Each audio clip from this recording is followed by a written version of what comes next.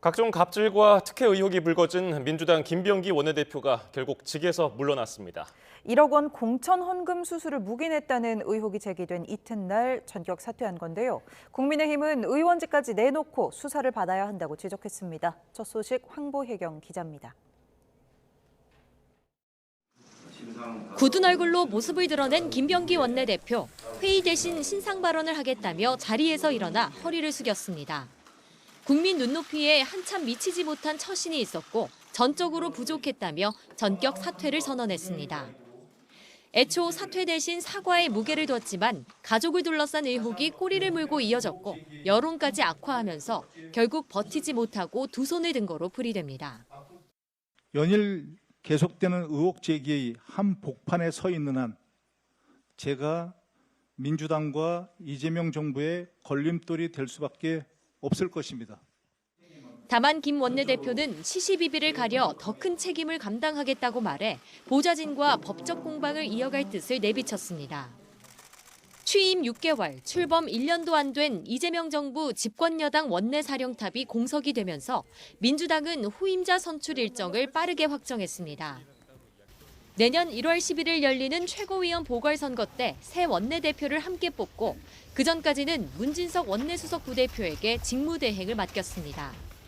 새 원내사령탑은 자녀 임기인 5달 남짓 동안 지방선거를 지휘하게 됩니다. 민주당은 또 지난 2022년 지방선거 당시 공천 대가로 1억 원을 수수한 의혹을 받는 강선우 의원도 조사하기로 했습니다. 김 원내대표는 당시 공관위 간사로 금품 수수를 묵인했다는 논란에 휘말렸는데 사퇴의 결정타가 됐다는 분석도 나옵니다. 정청래 당대표는 오늘 오전에 윤리감찰단에 진상조사를 할 것을 지시하였습니다. 김병기 전 원내대표에 대해서는 윤리감찰을 지시하지 않았다는. 국민의힘은 사필 규정이자 여론에 떠밀린 뒤늦은 후퇴라고 평가절하했습니다. 또 원내대표직 사퇴에 그칠 게 아니라 의원직까지 내려놓고 제대로 수사받으라고 촉구했습니다. 정치적 책임에서 끝나는 것이 아니라 법적 책임까지 나아가야 될 부분들에 대해서는 그 법적 책임이 뒤따라야 된다고 생각합니다. 이재명 정부 첫 원내사령탑으로 대표적인 친명 인사로 불렸던 김병기 원내대표는 취임한 지 꼭 200일 만에 불명예 사퇴했습니다. 고소 고발로 수사기관에서 2라운드가 이어질 예정이라 논란의 불씨는 여전합니다. YTN 황보혜경입니다. 이재명 대통령의 블랙 요원을 자처한 친명계 김병기 원내대표가 사퇴하면서 민주당 권력 지형도 요동치게 됐습니다. 내년 1월 지도부 보궐선거가 이른바 명청 대리전 양상을 보이는 가운데 전국 현안 논의에도 차질이 불가피해 보입니다. 윤흥성 기자가 보도합니다. 정청래 대표와 김병기 원내대표, 민주당 투톱은 가까운 듯 먼 사이로 지내왔습니다. 지난 9월 이른바 더 센 특검법을 두고 공개 파열음을 냈던 게 단적인 예입니다. 제가 수용할 수 없었고 또 지도부의 뜻과도 다르기 때문에 어제 바로 재협상을 지시했습니다. 그거는 대표한테 물어보세요. 그런 거 할 때 혼자 하나요? 싸우는 당대표를 표방한 강경파 정청래 대표와 비교해 상대적으로 온건한 김병기 원내대표는 청와대와 교감 속에 일종의 균형추 역할을 해왔습니다. 내란 전담 재판부와 법 왜곡죄 등 예민한 현안에 속도 조절을 한 것도 그의 몫이었습니다. 그렇다고 해서 저희가 시간을 다투어가면서 하는 것보다는 많은 논의를 통해서 국민들의 공감대를 얻어서 처리할 것임을 다시 한번 말씀드립니다. 후임 원내사령탑이 누가 되느냐는 그래서 당청관계 변곡점이라 할 수 있습니다. 3명을 뽑는 최고위원 보궐선거는 이미 명청 대리전 양상인데 첫 토론회부터 노골적인 신경전이 벌어졌습니다. 정청래 지도부를 중심으로 당이 흔들리지 않도록 단단하게 뒷받침하겠습니다. 당청 갈등이란 있을 수도 없습니다. 당청 갈등이 있는 것처럼 비치게 만드는 분들이 오히려 더 문제가 있다고 생각을 합니다. 여야 협상도 일단은 올스톱 분위기입니다. 문진석 원내수석이 직무대행을 맡는다지만 통일교 특검법 처리와 쿠팡 국정조사 등의 차질이 불가피해 보입니다. 어수선한 분위기 속에 열린 올해 마지막 본회의에서는 김호철 감사원장 후보자 임명동의안과 친족 상도례 폐지법 등 비쟁점 법안들이 처리됐습니다. 국회가 최선을 다하겠습니다. 감사합니다. 새해 복 많이 받으십시오 하는 마음으로 큰 인사. 차기 원내대표와 최고위원이 선출되는 내년 1월 11일은 민주당 운명의 날입니다. 이 결과에 따라 당내 역학구도는 물론 여야 협치 등 정치권 전반에 지각 변동을 줄 수 있다는 분석이 나옵니다. YTN 윤웅성입니다. 국민의힘 당무감사위원회가 한동훈 전 대표의 당원 게시판 의혹에 대한 최종 결과를 발표했습니다. 문제 계정들을 조사한 결과 한 전 대표 가족 5명의 명의와 일치했다는 게 결론인데 징계 여부 등은 중앙윤리위원회 몫으로 남겼습니다. 김다연 기자가 보도합니다. 국민의힘 당무감사위원회가 한동훈 전 대표의 이른바 당원 게시판 의혹에 대한 최종 조사 결과를 공개했습니다. 지난달 28일 조사 착수를 공식화한 지 한 달여 만입니다. 감사위는 문제 계정들을 살펴보니 한 전 대표 가족 5명의 명의와 일치했고 IP 2개로 전체 87.6%에 달하는 댓글이 작성됐다고 밝혔습니다. 하루 최대 3회 작성, 욕설, 막말, 도배 금지 등 운영 정책을 위반했을 뿐만 아니라 여론 조작 정황으로까지 볼 수 있다는 겁니다. 공식 보도자료가 아닌 이호선 위원장 개인 SNS엔 윤석열, 김건희, 추경호는 배신자 트로이 목마라는 등 구체적 댓글 내용까지 공개됐습니다. 한 전 대표나 가족이 직접 쓴 건지에 대해선 답을 받지 못했지만 IP와 휴대전화 뒷번호, 거주 선거구, 탈당 시점이 한 방향을 가리킨다고 주장했습니다. 어쨌든 한 전 대표는 당시 대표로서 공론장을 공정하게 관리해야 할 책임을 다하지 않은 잘못이 있다는 게 감사위 결론입니다. 당원 게시판에는 써서는 안 될 일종의 기준이 있습니다. 타인의 명예를 훼손한다든지 스스로 보호할 만한 개인정보의 이익을 포기했다라고 봐야죠. 다만 징계 권고는 현직 당직자를 상대로만 내릴 수 있어서 조사 결과만 발표했다는 게 감사위 입장인데 한 전 대표는 익명성 보장을 해친 나쁜 선례가 될 거라며 즉각 반발했습니다. 본인은 쓰지 않았다며 다만 가족들이 윤석열 전 대통령 부부에 대한 비판 사설을 올린 거로 뒤늦게 들었다고 부연했습니다. 가족이 글을 썼다는 점을 사실상 처음 인정한 셈인데 갑질을 하거나 부동산 투기를 한 것도 아니지 않냐며 손가락질 받는 건 본인 하나면 충분하다고 말했습니다. 저를 흠집내기 위해서 그냥 오픈을 해버리잖아요. 범죄 수준도 전혀 아닌데도 그럼 매번 까볼 겁니까? 원팀 단일 대우를 강조하는 지도부는 독립기구의 발표라며 말을 아꼈는데 일각에선 일찍 털고 가는 것도 나쁘지 않다 보는 기류도 감지됩니다. 하지만 한 전 대표의 직접적인 사과 표명이 있어야 한다는 강경파 주장도 여전한 만큼 이번 감사 결과가 갈등 증폭의 신호탄이 되는 것 아니냐는 우려도 나오는 가운데 시선은 칼자루를 쥔 당 중앙윤리위원회로 향하게 됐습니다. YTN 김다연입니다. 계엄 옹호 논란을 빚은 이해훈 기획예산처 장관 후보자는 내라는 민주주의를 파괴하는 불법적 행위라면서 공식 사과했습니다. 당파성에 매몰돼 국가 공동체가 처한 위기의 실체를 놓쳤다며 말이 아닌 행동과 결과로 사과의 무게를 증명하겠다고 말했습니다. 보도에 오인석 기자입니다. 과거 계엄 옹호 발언으로 논란을 빚은 이해훈 기획예산처 장관 후보자는 내라는 헌정사에 있어서는 안 될 분명히 잘못된 일이며 당시에는 실체를 제대로 파악하지 못했다고 밝혔습니다. 내라는 민주주의를 파괴하는 불법적 행위입니다. 정당에 속해 정치를 하면서 당파성에 매몰되어 사안의 본질과 국가 공동체가 처한 위기의 실체를 놓쳤음을 오늘 솔직하게 고백합니다.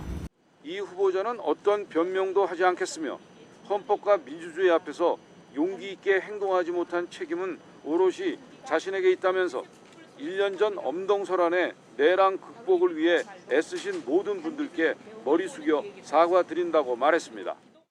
민주주의를 지켜내기 위해서 추운 겨울 하루하루를 보내시고 상처받으신 분들, 또 저를 장관으로, 또 부처의 수장으로 받아들여 주실 공무원들, 모든 상처받은 분들께 진심으로 사과합니다.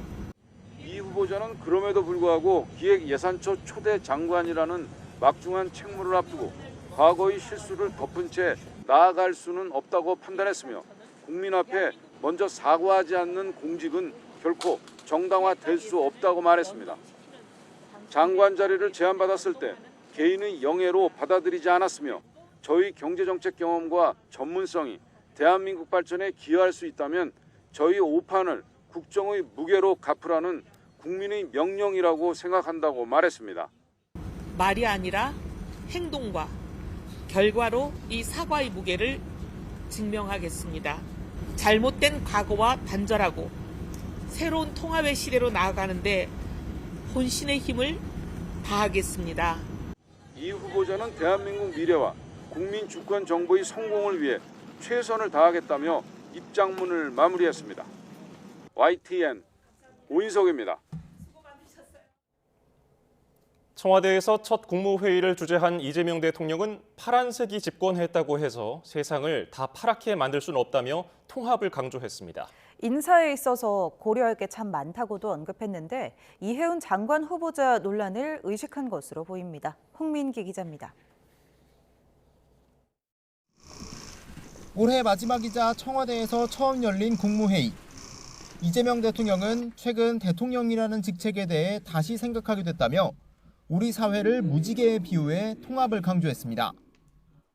파란색을 좋아하는 사람들이 권한을 가졌다고 해서 그 사회를 통째로 다 파랗게 만들 수는 없는 거예요. 또 강요 지명 등 인사에 있어서 고려할 만한 점이 많다는 점을 생각해달라며 국민에게 이해를 구했습니다. 구체적 사례를 언급하진 않았지만 과거 계엄 옹호 발언 등으로 논란이 된 이해운 기획예산처 장관 후보자를 염두에 둔 것으로 풀이됩니다. 이 후보자 지명에 반대하는 지지층의 비판을 의식한 듯 이런 설명도 남겼습니다. 그게 훼손되지 않는 범위 내에서는 넓게, 인재도 넓게, 운동장도 넓게 이렇게 써야 된다. 잡탕을 만들자는 건 아니고 조화로운 오색빛깔 무지개를 만들자. 이 대통령은 과거 여러 차례 언급했던 정교 유착 문제도 다시 꺼냈습니다. 정치권의 지지부진한 특검 논의를 기다릴 수만은 없다며 검경 합동수사본부 등을 검토해달라고 주문했습니다. 그런데 특검만 기다리기는 그래서 그 두 가지는 수사본부를 행안부에서 경찰하고 검찰하고 합동수사본부 만들든지. 국무회의에선 최근 여당 주도로 국회를 통과한 내란전담 재판부 설치법과 허위 조작정보 유포자 처벌을 강화하는 정보통신망법 개정안이 통과됐습니다. 이 대통령은 청와대 복귀에 대해 헌정질서 유린으로 얼룩진 용산시대를 마무리하고 민주주의가 제자리를 찾았다는 의미가 있다며 소회를 밝히기도 했습니다. YTN 홍민기입니다. 성탄절에 쿠팡이 기습적으로 발표한 셀프 조사를 두고 진실 공방이 이어지고 있습니다. 정부 지시에 따랐다는 쿠팡의 주장과 정부의 입장이 엇갈리는 상황인데요. 막상 쿠팡에서 쓸 수 있는 금액은 5천 원에 불과한 구매 이용권을 두고 마케팅용이라는 비판이 쏟아지는 가운데 쿠팡 대표는 전례 없는 보상안이라고 자화자찬했습니다. 오동건 기자입니다. 쿠팡이 청문회 직전 미국 증권거래위원회 SEC에 제출한 보고서 중 새롭게 공개된 부분입니다. 성탄절에 발표한 자체 조사 결과와 보상안 등 최근 공지한 내용을 요약해 담았습니다. 이번 조사가 한국 정부의 직접적인 지시에 따라 진행됐다고 명시돼 있습니다. 하지만 국회 청문회에 출석한 배경훈 과기부총리는 쿠팡의 조사를 지시한 적이 없다고 선을 그었습니다. 범정부 TF에서는 쿠팡의 자체 조사를 지시하거나 개입한 적이 없습니다. 하지만 쿠팡 측은 셀프 조사가 아니며 국정원의 지시이자 명령에 따른 것이라고 맞섰습니다. 그 기관은 저희가 협력을 해야 된다라고 말을 했고 한국 법에 따라서 사실 협조 요청은 구속력이 있고 그래서 저희는 이 기관의 그 지시를 따라야 된다라고 이해를 했습니다. 이에 정부는 국정원이 일부 협조한 사실은 인정하지만 증거물 반입을 도운 수준일 뿐이고 조사를 지시할 권한은 국정원이 아닌 TF에 있다며 선을 그었습니다. 증거물들이 이렇게 훼손되면 안 되고 또 이제 좀 더 분실될 수도 있기 때문에 지금 국정원이 그 부분을 도왔던 겁니다.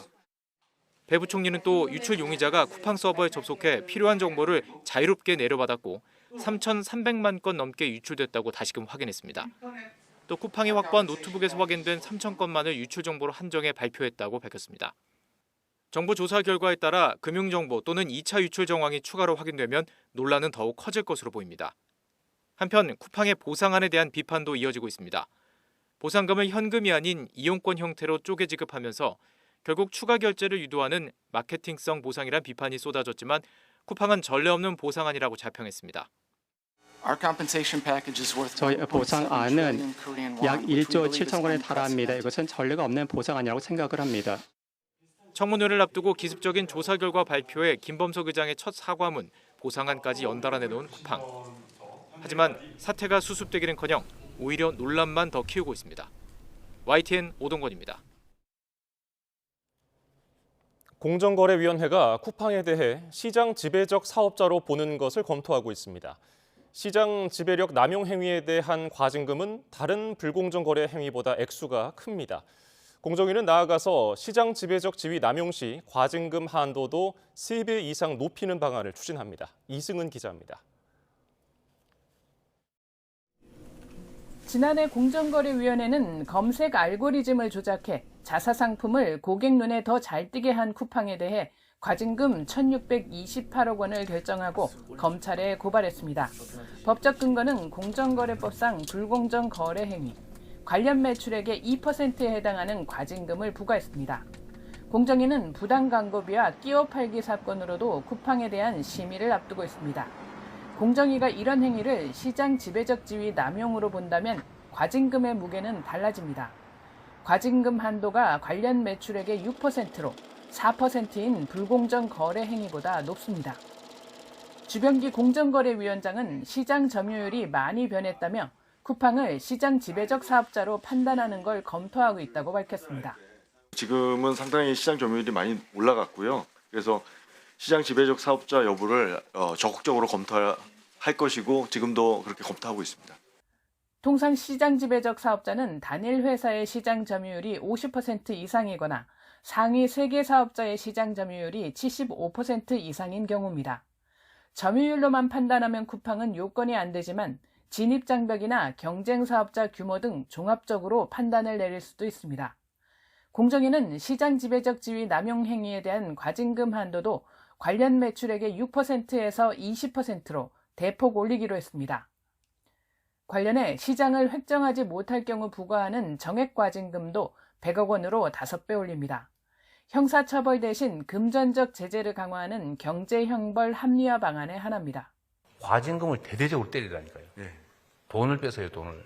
예. 지금 경제적 제재를 강화해요. 수사를 해서 검찰이 넣은 게 뭐예요? 그 기소도 잘 안 하고 수사하는데 막 몇 년씩 걸리고 또 재판 가면 뭐예요? 가가지고 막 몇 년 재판에 결국 기껏해야 집행유예 받고 다 나와버리는데. 전자상거래법상 과징금도 영업 정지에 가름해서만 부과할 수 있는 것을 원칙적으로 과징금을 부과하고 한도를 관련 매출액의 10%로 할 예정입니다. YTN 이승은입니다.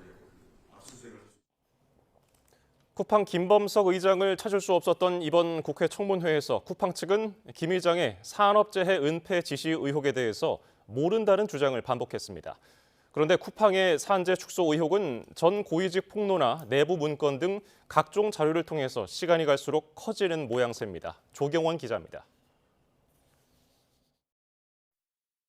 김범석 쿠팡 INC 의장이 직접 과로사 은폐 지시를 했다는 의혹이 일었던 고 장덕준 씨 사망에 대해 해롤드 로저스 한국법인 대표가 사과했습니다.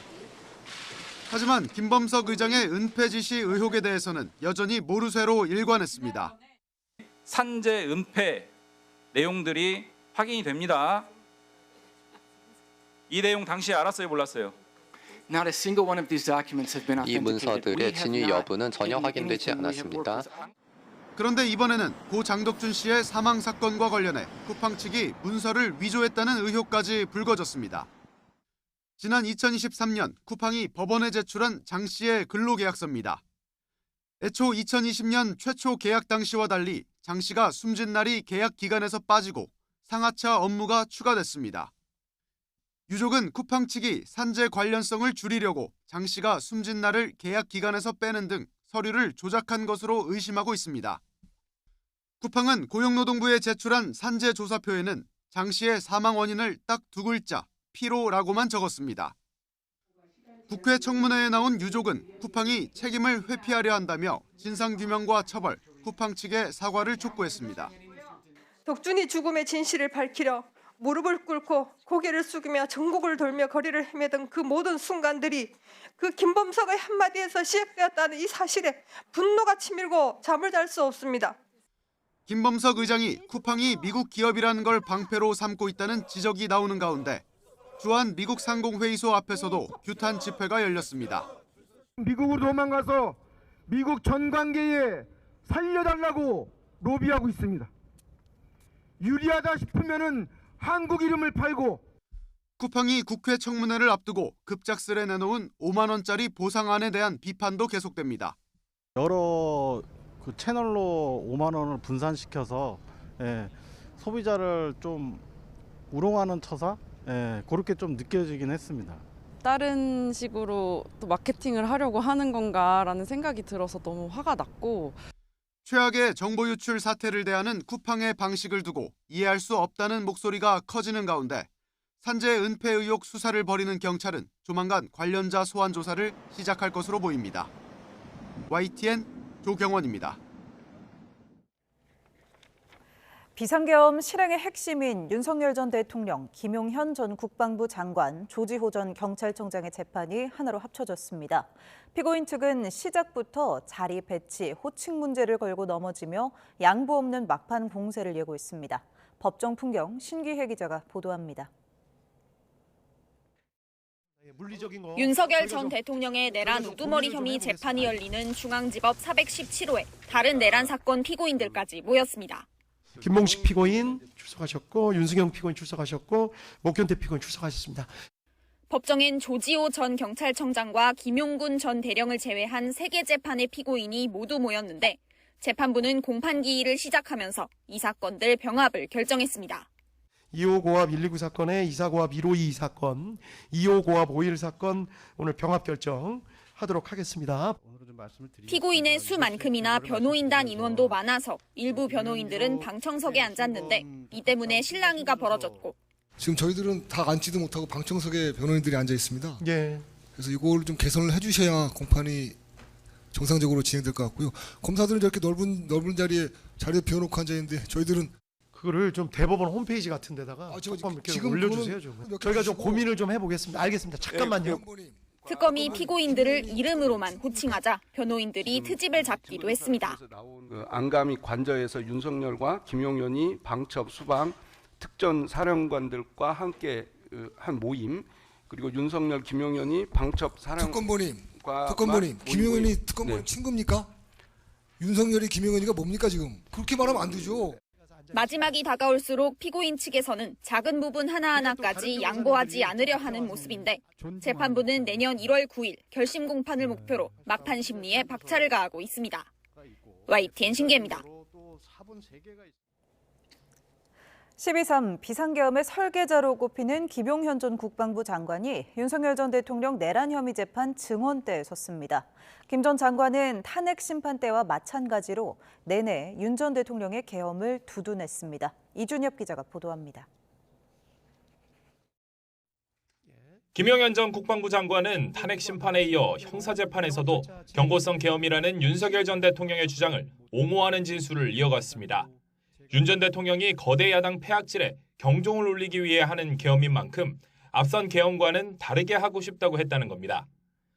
투입 병력을 최소화하라는 지침을 받았고 윤 전 대통령이 국민에게 불편을 줘서는 안 된다며 포고령에서 통행금지를 뺐었다고도 증언했습니다. 왜 안 말렸느냐는 질문엔 윤 전 대통령 결심을 존중한다면서 돕는 게 당연하다고 강조했습니다. 헌법상에 보장된 그리고 대통령님의 고유 권한인 비상계엄을 하시는 데 있어서 제가 그걸 왜 반대합니까? 그간 나온 군장성들의 불리한 증언들에 대해선 부인하는 태도로 일관했습니다. 여인영 전 방첩사령관에게 정치인, 법조인 등이 포함된 명단에 불러주긴 했지만 체포 목적이 아닌 동정을 살피란 취지였다고 말했습니다. 또 문상호 당시 정보사령관이 노상원 전 정보사령관을 잘 도우라는 김 전 장관 전화를 받았다고 말한 데 대해서는 얘기를 듣고 필요한 조치를 하면 좋겠다고 말했을 뿐이라고 주장했습니다. 총으로 쏴서라도 죽이겠다는 윤 전 대통령 말을 들었다는 곽종근 전 특수전사령관 증언을 두고도 말이 안 된다고 반박했습니다. 상식적으로 생각하면 이해 답이 있을 것 같습니다. 저런 얘기를 왜 대통령께서 하시겠습니까? 김 전 장관은 다만 노 전 사령관과 부정선거 의혹을 수사할 제2수사단은 준비한 적 있다고 시인했습니다. YTN 이준엽입니다.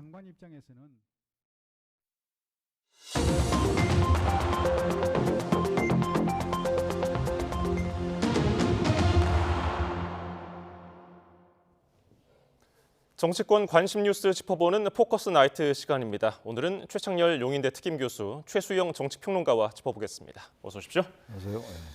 예, 각종 의혹에 휩싸인 민주당 김병기 원내대표가 전격 사퇴했습니다. 이재명 정부 첫 여당 원내대표로 선출된 지 200일 만입니다. 먼저 발언 듣고 오시죠. 국민 여러분께 먼저 깊이 고개 숙여 사죄드립니다.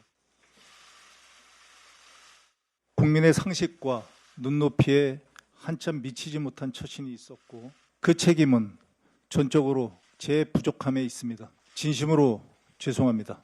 연일 계속되는 의혹 제기의 한복판에 서 있는 한 제가 민주당과 이재명 정부의 걸림돌이 될 수밖에 없을 것입니다. 하여 저는 오늘 민주당 원내대표직에서 물러납니다. 이 결정은 제 책임을 회피하고 덜어내는 것이 아니라 시시비비를 가린 후 더 큰 책임을 감당하겠다는 저의 의지입니다.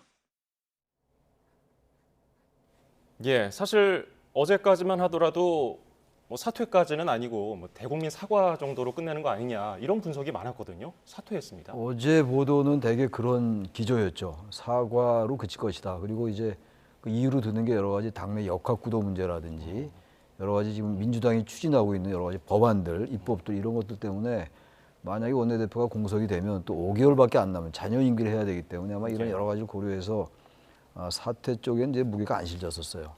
게다가 또 이제 이게 의원들이 선출한 이제 원내대표이기 때문에 뭐 그런 이유도 나왔었는데 사퇴하는 게 맞았었죠. 그리고 특히 이따 말씀이 나오겠습니다만 강선우 의원과의 그 대화, 녹취록 그 부분이 상당히 컸던 것 같아요. 그게 지금 앞으로 뭐 그건 수사를 해봐야 될 것 같긴 합니다만 그런 것들이 나온 상황에서 그리고 그 강선우 의원과의 대화가 아니더라도 말이죠. 워낙 거의 일일 일건주의로 쭉 나왔어요. 보좌진들의 어떤 그 폭로, 의혹 폭로 이런 것들이. 그래서 이 부분을 감당이 어려웠을 겁니다. 아마 특히 이제 여당의 원내대표로서 아무리 뭐 아까 제가 여러 개를 말씀을 드렸는데 그런 이유가 있다 하더라도 한계가 있었을 거예요. 만약에 원내대표 자리를 계속 유지한다면 이게 계속 두고두고 시비거리가 될 것이고 지방선거 앞두고 여당의 원내대표를 감당이 어려웠을 거라는 생각이 들고 본인이 아마 지금 본인의 얘기처럼 그걸 할 수가 없었을 거예요. 아마 그 상식과 눈높이에 미치지 못한 처신이었다고 사과했는데 이 얘기를 보면 이제 시시비비를 가리겠다라고 얘기한 거 보면은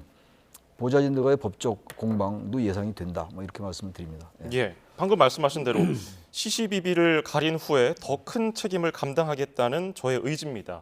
이건 어떻게 해석해야 할까요? 그러면 법적으로 이제 다퉈보겠다는 그 얘기를 저도 들렸는데 과연 그게 정말 지금 김병기 원내대표가 이게 출구 전략으로 짠 전략이 맞냐 싶은 게 김병기 의원의 논란의 특징은 이건 반복성입니다. 그러니까 단순 일탈, 그러니까 일회성의 일탈이 아니라 권력화된, 그러니까 구조화된 패턴의 문제라는 거예요. 그러니까 지금까지 계속 나온 의혹들의 일관된 그 흐름이 그렇습니다. 그러니까 이른바 국회의원이라는 제도적 권력과 그다음에 전 근대적인 위계 문화가 결합된 그런 권력의 작동 방식이었기 때문에 자 그러면 이게 그럼 오늘까지 어제까지 나왔던 논란을 끝으로 이게 다 해소되고 그다음에 이게 법적에서 가려질 거다? 저는 아니라고 봐요.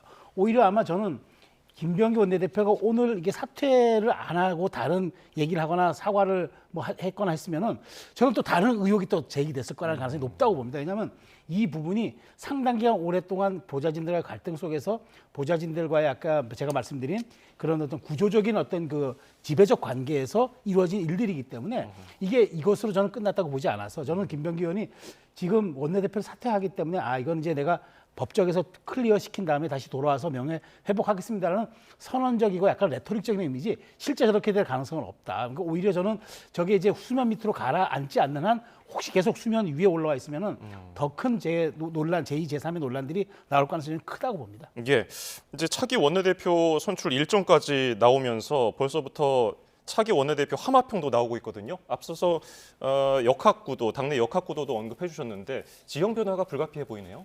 정청래 대표가 아무래도 좀 강성으로 이제 우리가 일반적으로 얘기를 하고 있고 김병기 원내대표, 이제 원내대표 아닙니다만 김병기 의원은 좀 균형을 맞추는 이런 쪽으로 이제 좀 당이 운영돼 왔었어요. 예. 그러니까 이제 당의 투톱의 그 어떤 균형, 좋게 긍정적으로 보면 균형이고 조금 결이 다른 이런 측면을 보여왔고 김병기 원내대표가 이제 지금은 청와대입니다만 대통령실과도 이제 조율을 해왔던 거로 이제 우리가 이렇게 인식하고 있는 상황인데 이제 어쨌든 이 정청래 대표의 아마 이제 입법에 관련된 이 행보가 더욱더 이제 빨라질 수 있을 겁니다. 근데 어쨌든 원내대표가 지금 이 박정우 의원, 백혜련 의원, 한병도 의원 이런 분들이 지금 얘기가 나오는데 이분들이 약간 성향이 그게 특정 정파에 이렇게 치우친 것보다는 좀 중도적이에요. 당내에서 말이죠. 아주 친청이다, 뭐 이른바 친명이다, 뭐 반청이다, 뭐 이런 이제 이미지하고는 좀 뭐 거리가 먼 분들이기 때문에 원내대표가 저는 이제 세 분 중에 되거나 또 다른 사람이 출마할 수도 있겠죠. 현재 이제 거론되는 이제 의원들은 이런 분들인데 아무튼간에 지금 이제 최고위원 보궐선거도 예정이 돼 있단 말이죠. 예. 이런 걸 보면은 당내 이 지형이 권력 지형이 글쎄 지금 현재 뭐 친명이다, 뭐 친청이다 이런 게 전 큰 의미가 없다고 보긴 합니다만 또 당내에서 미묘한 또 이런 어떤 그 세력의 균형의 차이는 있는 거기 때문에 아무튼 이 최고위원의 어떤 그 분포, 친명 성향과 친청 성향의 이제 의원들이 지금 포진하고 있단 말이에요. 이제 출마에 지금 이제 그 예상되는 의원들이 말이죠. 최고위원 선거에.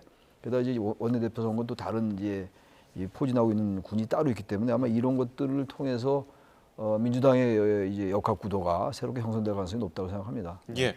자, 그럼 이쯤에서 김병기 원내대표 이제 그만뒀으니까 전 원내대표인데 2022년 지방선거 당시에 이른바 공천 청탁을 묵인했다는 의혹. 대화 내용을 한번 들어보고 오겠습니다. 어쨌건 그 1억 이렇게 뭐 그 돈을 갖다가 받은 걸 사무국장이 그렇게 보관하고 있었다는 거 아닙니까? 이미 정말 그냥 아무 생각이 없었던 거죠. 정말. 이 돈에 대한 얘기를 들은 이상은 제가 도와드려서도 안 되지만 정말 일 커집니다. 그 법적인 책임뿐만이 아니고. 저도 잘 모르세요. 예, 당시 돈을 건넨 인물 김경 서울시 의원으로 알려져 있고 공교롭게도 이 녹취 발언 바로 다음 날에 단수 공천됐어요. 그러니까 이 28분짜리 녹취는 많은 것을 시사합니다. 그러니까 사실 그때 다주택자로 굉장히 이제 3인 경선에서 불리한 위치에 처했던 김경 시의원이 1억의 공천헌금을 했고 그 돈을 그다음에 강선우 의원 측이 갖고 있었고 이까지는 팩트가 맞고요. 이 사실을 이제 단수 공천 발표를 하루 앞둔 전날 상의를 합니다. 그 강선우 의원은 서울시 공천관리위원이었고 김병기 전 원내대표는 공관위원장이었습니다. 그러니까 위원과 위원장이 상의를 했는데 문제는 그 다음날 이런 논란이 있고 내가 알면 안 되고 내가 못 들은 걸로 하겠다 얘기하고 문제될 거라고 얘기했는데 그 다음날 김경 시의원이 단수 공천됩니다. 이거는 사안이 큰 사안이죠. 그렇다면 이거는 얼마 전 김건희 특검 김건희 여사를 어떻게 했죠? 매관 매직으로 기소를 하지 않았습니까? 이거는 매관 매직의 선출직의 또 다른 버전이기도 하지만 더 큰 문제는 이 자체로도 선출직에서도 이 돈을 주고 공천 헌금이 그 대가로 될 수 있다면 이건 또 다른 의미의 정치적 뇌물이잖아요. 자, 그러면 여기에 돈 받은 건 당연히 정치자금법 위반이겠지만 이게 돈을 받았는데 문제가 될 걸 알고 돌려줬다 해도 이건 문제가 되는 겁니다. 그리고 금품 수수 의혹을 알고도 공천을 해줬다. 이거는 공천심사 업무방해죄가 성립될 수 있다는 게 법조계 의견이기 때문에 이 부분에 대해서는 아마 저는 최 교수님께서도 말씀하셨지만 이 사안은 메가톤급이에요. 그래서 지금 당에서도 즉각 조치에 착수했는데 아마 김병기 의원은 이 다른 보좌진들과의 논란이었으면 조금 버텨볼 생각을 했겠습니다만 이 녹취가 터져 나오면서 더 이상 버틸 수가 없었고 이거는 당을 공멸로 끌어들이는 수렁텅이로 가는 거기 때문에 그 전격적으로 사퇴를 할 수밖에 없었는데 이 부분은 앞으로도 뭐 사과한다고 될 문제가 아니고 이 부분은 이미 돈을 건네받았고 뭐 돌려줬는지 여부는 확인이 안 됐어요. 그러니까 아마 이 문제는 아마 굉장히 큰 정치적 문제로 비화될 것 같습니다. 예, 당시 김병기 공관위 간사와 강선우 의원 간의 녹취 보도가 나오니까 김경시 의원은 의혹을 부인했고요. 정청래 대표는 바로 윤리감찰 지시했죠. 어떤 결론 나올까요? 근데 이 분명히 받았으니까 그 당시 간사 공관위 간사인 이제 김병기 의원과 이런 녹취가 나온 거 아니겠어요? 받았다는 거 아닙니까 지금 그 내용에 의하면 강선우 의원이 받지도 않은 걸 받았다고 그러지 않고 그 보좌진이 받았다는 거잖아요 지금. 예. 근데 김경 의원은 또 주지 않았다고 그래요. 이거 수사할 수밖에 없어요 지금 말이 다 다릅니다 지금. 그리고 이 지금 얘기 나온 게 녹취가 돼가지고 이 김병기 의원 이걸 녹음되는지 알고 있었다는 거 아니에요? 근데 녹취가 어떤 경위를 통해서 공개됐는지도 모르겠고 말이 다 달라요 지금. 그리고 김병기 의원은 이게 나중에 문제될 거 알고 이제 이게 녹음되는 거 아니까 자신을 담보를 들기 위해서 계속 그 말을 하는 것 같아요. 내가 안 들은 걸로 하겠다라든지 빨리 돌려줘라는 얘기를 한다 이런 거 보면 그것까지 이해를 하겠는데 그러면 김병기 그 당시 공관위 간사가 어떠한 형태로든 간에 조치를 취했어야 돼요. 당해 보고를 하든지 아니면 또 뭐 수사 의뢰까지 뭐 아니라 하더라도 어떤 형태로든 간에 이걸 공유했어야 되는 것이지. 그리고 아까도 말씀하신 것처럼 4월 21일 날 이 녹취가 나왔단 말이에요. 4월 22일 날 김경시 의원이 공천이 됐어요. 예. 당선됐단 말이에요. 그러다 이게 앞뒤가 맞지가 않죠. 이게 무슨 아직은 뭐 줬다고 단정할 수 없는데 일단 김경시 의원은 안 줬다고 얘기하니까 예. 어느 게 진실인지 알 수 없겠습니다만 지금 두 사람이 김병기 의원과 강선우 의원의 녹취 내용을 보면은 받은 것만 확실해요. 근데 아무튼 그건 나중에 이제 수사를 해봐야지 알 일입니다만 이게 지금 보면은 김병기 의원이 이걸 그러면 안 된다, 큰일 난다, 이게 법적인 문제뿐만이 아니라고 얘기하잖아요 지금. 강선우 의원이 저 좀 살려달라 얘기하는 걸 봐서는 받은 게 확실한데 근데 이 부분에 대해서 그 이 사후에 이 지금 조치가 너무나 이해가 안 가요. 어떻게든 돌려주는 모습을 취했어야 되는 것이고 그러면 이제 공천하지 말았어요. 그 얘기 나오잖아요 지금. 여기 아까 거기 녹취는 안 나오던데 이거 원래 컷오프 유지해야 된다 이런 말 하잖아요 김병기 간사가. 근데 그 전에 아마 컷오프 얘기가 있었던 것 같아요. 이 김경 의원에 대해서 시의원에 대해서. 근데 컷오프가 안 되고 바로 단수 공천이 됐단 말이에요 다음 날. 그렇다면 이건 앞뒤가 하나도 안 맞는 거죠. 이건 수사로 밝힐 수밖에 없다고 생각하고 어쨌든 이 부분이 아까도 얘기한 것처럼 말씀드린 것처럼 아마 이 사안이 안 터졌으면 김병기 의원이 사퇴 안 했을 수도 있어요. 그 뭐 가정이니까 별로 의미 없죠. 이 시점에서 의미가 없습니다만 이 정도로 이게 굉장히 중요한 사안이에요. 이건 넘어갈 수가 없는 사안이죠. 이게 민주당의 일이라 하더라도 그래서 민주당에서 아마 이 부분을 감찰하고 수사에 의뢰하고 제가 알기로는 고발이 된 사건 같기도 한데 제가 정확히 이거 파악을 못하겠는데 정치자금법 위반 혐의로 고발당했습니다. 글쎄 말이에요. 그럼 이건 빨리 수사를 해서 명명백백하게 밝혀야죠. 이게 있을 수 없는 일입니다. 이 공천 헌금이 왔다 갔다 하고 이게 아직도 이런 일이 오가고 있고 이게 비일비재하다는 하나의 반증이 될 수 있을 것 같아서 이건 철저히 밝히는 수밖에 없다고 생각합니다. 예. 조금 전에 평론가께서 말씀하신 대로 강선우 의원은 돈을 돌려주라고 지시했지만은 그 돈이 실제로 돌아갔는지는 아직 확인되지 않았고요. 정청래 대표가 윤리감찰을 지시했지만은 김병기 원내대표는 포함되지 않았거든요. 이거는 계속해서 당에서 지켜볼까요? 아니면 왜 뺐을까요? 저도 이해가 안 되는 게 그러면은 이게 돈을 주고 받은 게 사람은 물론 김병기 원내대표는 아니에요. 아니지만 당시 공관위원장이었잖아요. 근데 김병기 원내대표의 그날 녹취를 들어보면 매우 강경해요. 이거 난 못 들은 걸로까지 하겠다고 얘기를 했는데 그 다음날 단수공천합니다. 이 단수공천에 그 말하자면 결정권자는 서울시당 위원장이에요. 근데 김병기 원내대표예요. 근데 김병기 전 원내대표를 여기에 포함하지 않고 강선우 의원과 그 김경 서울시 의원만으로 한다? 그럼 저는 이게 어떤 의미냐 그러면은 당에서 설령 이 돈이 문제가 돼도 강선우 의원과 김경 의원의 그 이른바 두 사람의 일탈로 꼬리 자르기를 하겠다는 저는 의미로 받아들여지는 거예요. 그러니까 김병기 전 원내대표까지 조사 대상에 포함시켜가지고 이 문제가 확전이 되면은 당 전체가 끌어들여지는 이제 그런 문제가 발생하지만 이거는 강선우 의원과 김경 의원의 뭐 부적절한 돈 금전거래였다고 결론을 지어버리면 그걸로 이제 꼬리 자르기가 되고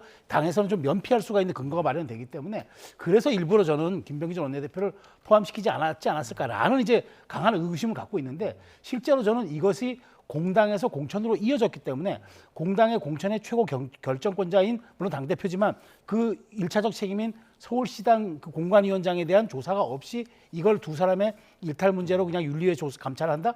저는 이거는 반쪽짜리 조사이고 꼬리 자르기 가능성이 커가지고 이 문제를 그렇게 간단하게 넘어가지 않을 것 같습니다. 조국 혁신당에서도 이 문제 지금 굉장히 세게 지금 문제 제기하고 있기 때문에 이렇게 일회성으로 끝날 것 같지 않아요. 예, 이 부분을 계속해서 지켜보도록 하고요. 다음 주제로 넘어가겠습니다. 과거 계엄 옹호 발언 등으로 논란이 됐던 이해훈 기획예산처 장관 후보자가 오늘 공개적으로 사과를 했습니다. 국민의힘은 인사청문회에서 철저하게 검증하겠다고 밝혔는데요. 발언 듣고 오시겠습니다.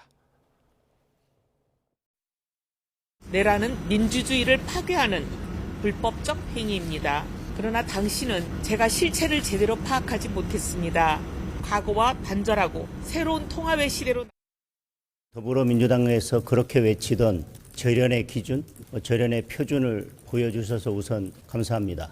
다만 자아 비판식 말 한마디로 모든 것이 끝날 수 있을지 인사청문회에서 철저히 검증하겠습니다. 이미 여러 제보들이 들어오고 있고.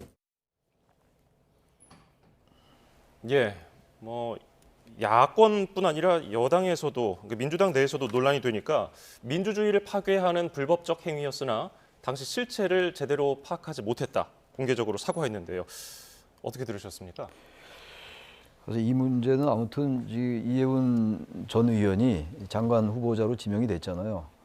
이렇게 얘기할 수밖에 없겠죠. 저는 여전히 내란을 옹호하겠습니다. 얘기하겠습니까? 근데 솔직히 말씀드리면 그래요. 내란은 민주주의를 파괴하는 불법적 행위인지 몰랐나요? 그때는? 이걸 실체를 파악을 못하고 이제 와서 파악이 된다? 좀 이해는 안 가요, 사실. 장관 후보자로 지명되고 나니까 이거 내가 이렇게 얘기해야 되겠다라고 생각하는 게 아닌가 하는 생각이 드는데 속내를 모르겠습니다만 그 내라는 민주주의를 파괴하는 불법적 행위고 그 당시는 당파성에 매몰되어 가지고 잘 몰랐다 이런 얘기하는데 글쎄요, 어쨌든 제가 듣기에는 참 허무합니다. 그 당시 그래도 삼선 의원인데 정치인이잖아요. 아니 정치인이 아니래도 그렇죠. 아무튼 근데 이렇게 얘기할 수밖에 없겠죠. 지금 이 후보자로서는. 그런데 문제는 이제 이게 어떠한 영향을 끼칠 것이냐 국민의힘에. 그러니까 지금 이해훈 전 의원은 이 태도를 비판하고 이런 건 별로 의미가 없어요 이제. 대통령께서 오늘도 그런 얘기를 말씀을 했단 말이에요. 이념과 진영을 넘는 통합의 인사다라고 직접 말씀을 했어요. 그러니까 이건 상당히 전략적으로 이 지명을 한 겁니다 지금. 모르겠어요 지금 이재명 대통령의 생각이 제가 말씀드린 그 정치적인 전략 같은 게 있었는 건지 모르겠어요. 통합이나 이런 의지는 분명히 있는 것 같고. 근데 어쨌든 국민의힘이 여기 굉장히 지금 직자적으로 행동했는데. 국민의힘 내부에서 좀 여러 소리가 나와요. 이게 그럴 일이 아니다. 제가 봐도 이건 어차피 이제 이미 지명을 한 거니까 청문회에서 여러 가지 이제 논란이 있겠죠. 지금 지금 이해훈 의원의 발언 이런 걸 전 의원의 발언 가지고 얘기를 많이 있을 텐데 결국은 관건은 국민의힘이 이 부분을 너무 이렇게 즉각적이고 직자적으로 대응할 문제가 아닌 것 같고 지금 사실 냉정하게 봐야 될 게 민주당 정권에 지금 참여한 중도 보수 인사가 꽤 많아요. 이석연, 이명박 정부 때 법제처장 했던 인물도 국민통합위원장 하고 있고 권오을 전 의원도 지금 이제 보훈처 장관 있고 송명 장관은 그대로 유임됐고 이런 상황이란 말이죠. 그래서 지금 이거는 국민의힘이 이걸 굉장히 상황을 위기를 가져봐야 되는 것이지 이 부분을 가지고 지금 장동혁 대표가 당성이 부족했다. 더 단돌이 해야 된다라는 취지의 얘기를 하던데 정말로 이 상황 자체를 지금 보수 세력이 사실 극우의 프레임에 거의 가둬지는 이런 전 양상이라고 저는 그렇게 봐요 개인적으로. 예. 근데 이 부분을 그렇게 파악을 못하고 국민의힘이 이걸 발끈할 문제가 아니다. 이제 좀 냉정하게 보고 이 상황을 좀 중도 통합 이런 게 시대적 인식이라면 시대 정신이라면 거기에 맞게 전략을 세워 나가야 되는데 지금 여전히 국민의힘이 이러한 전략에 인식을 잘 못하고 있다. 좀 그게 더 대단히 좀 뭐라고 그럴까요? 개탄스럽다고 할까? 상황이 진짜 인식이 잘 안 되는 것 같아요, 국민의힘은. 예. 이해훈 후보자가 탄핵 반대 집회 단상에 오른 게 오래된 게 아닙니다. 올해 초였어요. 그렇죠. 그래서 이런 오늘의 사과가 민주당 내 비판 여론을 좀 누그러뜨리는 데 도움이 될까요?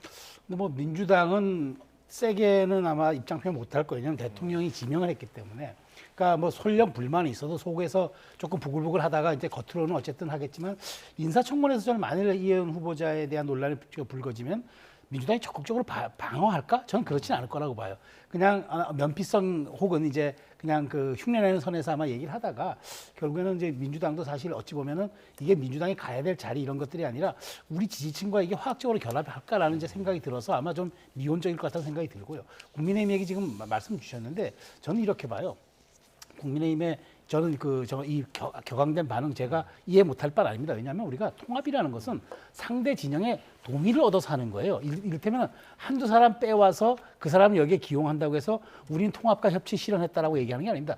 상대 진영이 비로소 동의하고 그 통합의 정신에 우리도 동참하겠습니다 해야지 비로소 사회적이고 정치적인 통합과 그런 어떤 서로 간의 이해가 이루어지는 거지. 한두 명 쏙 빼와가지고 내가 기용했으니까 이제 통합입니다라고 하는 것은 어찌 보면은 상대를 더 자극할 수도 좀 있다고 생각이 들어요. 최소한 저렇게 현직 당협위원장을 빼갈 정도면은 그래도 뭐 비서실장이라든가 뭐 인사수석 정도 보내서 며칠 전이라도 상대당 대표한테 이러저러한 사정이 있다고 얘기를 하는 게 그게 정도가 아닌가요? 이렇게 사후적으로 마치 사람 빼갔다고 당신들이 이렇게 격렬하게 반응할 거야? 라고 하는 거는 제가 보기 협량의 정치지 저게 통합의 정치라고 보기 어려워서 이재명 대통령도 이 부분이 이런 부분 때문에 좀 약간 최근 발언들 놓고 보면은 약간 속도 조절하고 그다음에 여러 가지를 좀 얘기를 하는 것 같은데 저는 어쨌든 이게 진정한 협치와 통합은 상대의 동의와 이해를 구하는 선에서 하는 게 저는 통합이고 협치지 이런 식으로 특정인 몇 명 빼가고 기용한다고 그게 통합이냐 다시 물을 수밖에 없습니다. 중요한 건 이건 것 같아요. 저희 다 일리가 있는 말씀드려요 사실은. 그런데 우리 정치 현실이 이렇게 녹록하지가 않아요 지금. 워낙 지금 민주당과 국민의힘의 이 대치라는 게 이재명 대통령이 역대 어느 대통령보다도 통합을 많이 부르짖고 있죠. 그렇게 또 실천도 해오고 있고. 그런데 워낙 이 대치가 심한 상태에서 그런 얘기 꺼낼 수 없을 겁니다 아마. 원래의 연정은 아니겠습니다만 이게 그런 절차를 밟는 게 좋겠죠. 근데 그게 안 됐던 것이고 문제는 앞으로 이제 이게 청문회 과정에서 이제 이 얘기가 계속 나올 거예요. 내란과 어떤 그 계엄과 탄핵에 대한 이해운 전 의원의 태도가 완전히 급변했잖아요. 그렇게 솔직해 보이진 않아요. 솔직히 저도 개인적으로 볼 때. 근데 뭐 아까도 제가 말씀드린 것처럼 이렇게 얘기할 수밖에 없는 것이고 문제는 이런 부분들이 국민들에게 어떻게 비칠 것이냐의 문제예요. 청문회 과정 속에서 여러 이제 논란이 있을 것이고 여야 간에 이제 또 쟁투가 있겠습니다만 이런 부분들이 국민 여론에 어떻게 반영되느냐.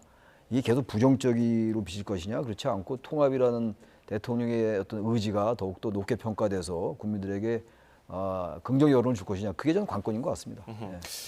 보수 진영의 이해훈 후보자가 이제 장관 후보자로 지명이 되니까 일찍이 조경태 해수부 장관설 나왔고요. 유승민 총리설까지 나왔습니다. 물론 뭐 청와대나 민주당에서는 금시초문이라는 분위기인데 실제로 가능성이 있을까요? 고려는 했던 것 같아요. 지금 쭉 놓고 보면 지금 원래 지금 지난 대선 때 잘 생각해 보시면 홍준표 총리 초대 총리 기용설이 얼마나 정치권을 파다했습니까? 그래서 본인이 스스로 홍준표 전 시장이 그때 뭐 아니라고까지 얘기하고 어쨌든 뭐 그런 얘기까지 있었던 상황이 있었고 그다음에 유승민 전 의원 같은 경우에는 중도 외연 확장의 상징성이 있는 인물이고 사실 조경태 지금 의원 같은 경우는 원래 민주당 의원이었다가 이제 다시 이제 국민의힘 계열 보수정당으로 가서 거기서 부산에서 이제 육선을 한 의원이기 때문에 여러 가지 이렇게 맥락상이라든가 이렇게 여러 가지 좀 가능성 측면에서 놓고 보면 충분히 있을 수 있는 일이라고 보는데 저는 제가 다시 말씀드리지만 특정 인물 몇 명 기용한다고 그게 국민 통합에 기여한다 이렇게 생각하는 건 저는 좀 아닌 것 같고요.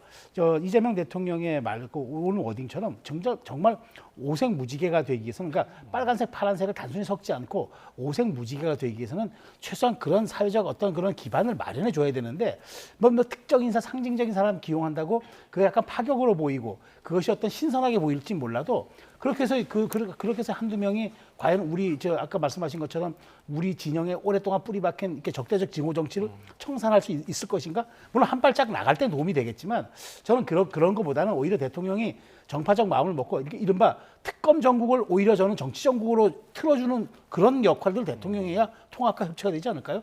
특정 인사 몇몇 기용 가지고 정국을 돌파하겠다는 것보다는 특검 정국을 차라리 정치 정국으로 전환시키겠다라고 하는 선언적 의미가 저는 훨씬 도움이 될 거라고 봅니다. 오늘 안 그래도 이재명 대통령이 국무회의에서 파란색 좋아하는 사람이 권한 가졌다고 해서 그 사회를 통째로 다 파랗게 만들 수는 없다. 빨간색은 공동체 자격을 상실하게 되는 건가 이런 말을 했단 말이죠. 그럼 보수 인사가 추가로 입각할 가능성 어떻게 보세요? 저는 있을 것 같아요. 지금 이제 이해훈 전 의원이 입각이 되면 말이죠. 부산 아닙니까? 김성기 전 의원도 이번에 그 국민경제자문회의 장관급이에요. 부의장으로 발탁이 됐단 말이에요. 김성기 전 의원도 부산이에요. 그럼 이게 아무래도 이게 정치적으로 해석을 안 할 수가 없죠. 이혜훈 전 의원도 이혜훈 후보자도 부산이고 김성식 이번에 이제 된 그 부의장도 고향이 부산이고 이게 부산의 또 지방선거 전략이라고 볼 수 있는 거죠. 또 하나가 제가 아까 잠깐 언급했습니다만 기본적으로 지금 어쨌든 국민의힘이 보여주는 행태는 여러 가지 사과와 반성도 나오고 있습니다만 계엄이나 탄핵에 대해서 여전히 어쨌든 지난번에 며칠 됐습니다만 장동욱 대표의 24시간 필리버스터에서도 2시간짜리 계엄에 불과했던 것이다. 국회는 방해받지 않았다라는 인식을 보여줬단 말이에요. 그렇다면 이러한 것들이 무너뜨리기 위해서 좀 필요할 것 같아요. 일종의 충격파입니다. 그러니까. 이혜훈 전 의원 아니어도 기획예산처 장관이 될 사람 많이 있겠죠. 왜 하필 이혜훈이냐고 얘기할 수 있어요. 있는데 이건 정치 내 우리 한국 정치의 이 적대적이고 대결 구도를 진짜 파랑색만이 독점하면 안 되는 거죠. 그러면서 볼 때 오히려 상기적일 수 있다. 이혜훈 전 의원의 이 발탁 자체가 최종 결정은 어떻게 내릴지 모르겠습니다만 그래서 앞으로 이제 해수부 장관 이 부산 쪽으로 기용한다는 말씀이 나왔잖아요. 이재명 대통령 입에서. 그러니까 자꾸 조경태 의원이 거론되는 건데 아마 그렇게 되면 이게 아주 그야말로 이제 보수 정당에 대한 공세가 되는 거예요. 결과적으로 인사 문제가 공세가 되는 거라서 이 문제를 지금 국민의힘이 사실 이건 대통령의 임명권 인사권자니까 그렇다면 이거를 정말 냉정하게 바라봐야 될 것 같아요. 이렇게 비난하고 비판할 계제가 아니다. 이 여기에 대한 뭐 여러 가지 잣대는 다르겠습니다만 정말 냉정하고 정말 현실이 어떤 것인가. 전 이재명 대통령이 충분히 보수 인사를 또 입각시키거나 그런 보수 통합의 인사를 이른바 그런 얘기를 이미 말씀을 했어요. 보수 통합으로 가겠다, 중도 보수로 가겠다는 얘기를 했기 때문에 그 말의 상징적인 의미가 아까 파란색이 다 하는 건 아니지 않느냐. 예. 빨간색도 보면 우리 사회 일각이니까. 그러면서 이혜훈 전 의원의 발탁이 의미가 있는 게 아닌가 생각이 듭니다. 예, 국민의힘 내부 이야기로 마무리를 해볼까요? 국민의힘 당무감사위원회가 당원 게시판 의혹에 대한 최종 결과를 발표했죠. 한동훈 전 대표에게 책임이 있다고 발표를 하면서 윤리위로 이제 공을 넘겼습니다.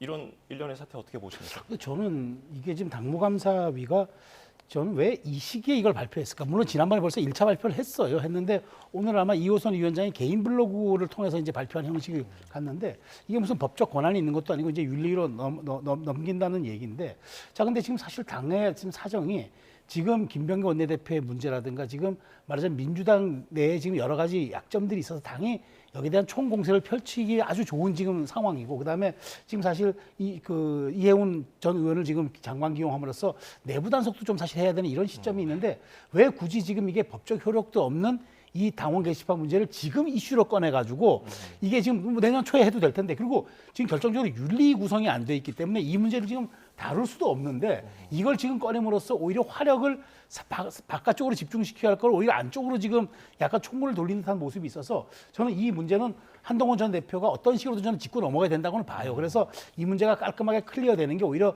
한동훈 전 대표의 정치 인생을 위해서도 이건 도움이 되는 일이긴 하고 여기에 대해서 깔끔하게 짚고 넘어가는 좋긴 한데 왜 시기적으로 지금이어야 하느냐. 그런 측면에서 굉장히 안타까운 게 연말 연초 전국에서 야당이 조금 주도권을 잡을 수도 있고 그다음에 지금 특검에 대해서 공동단식가 2차 내란 그 특검과 대한 통일교 특검에 대해서 말하자면 지금 보수 야당의 두 대표들이 공동단식을 할 수도 있다는 이런 얘기들이 나와서 약간 공세 이니셔티브를 쥐는 상황에 왜 굳이 이걸 또 꺼냈을까라는 생각이 들어서 시기적으로 이건 좀 타이밍이 좀 좀 적절하지 못한 것 아니냐. 그래서 오히려 당의 화력을 일순 밖으로 돌리는 것 같아서 내부로 돌리는 것 같아서 저는 굉장히 좀 시기적으로 좀 안타깝다는 생각이 들어요. 예, 한동훈 전 대표도 오늘 오후에 SBS 라디오 인터뷰에서 당시에는 가족들이 올린 거를 몰랐고 본인 명의로 작성한 게시글은 없다고 하면서 이호선 위원장을 비판했는데 어떻게 보셨어요? 그러니까 가족들이 쓴 건 인정한 것처럼 느껴져요. 이제 그렇게 말을 했으니까 얘기를 했기 때문에 하는데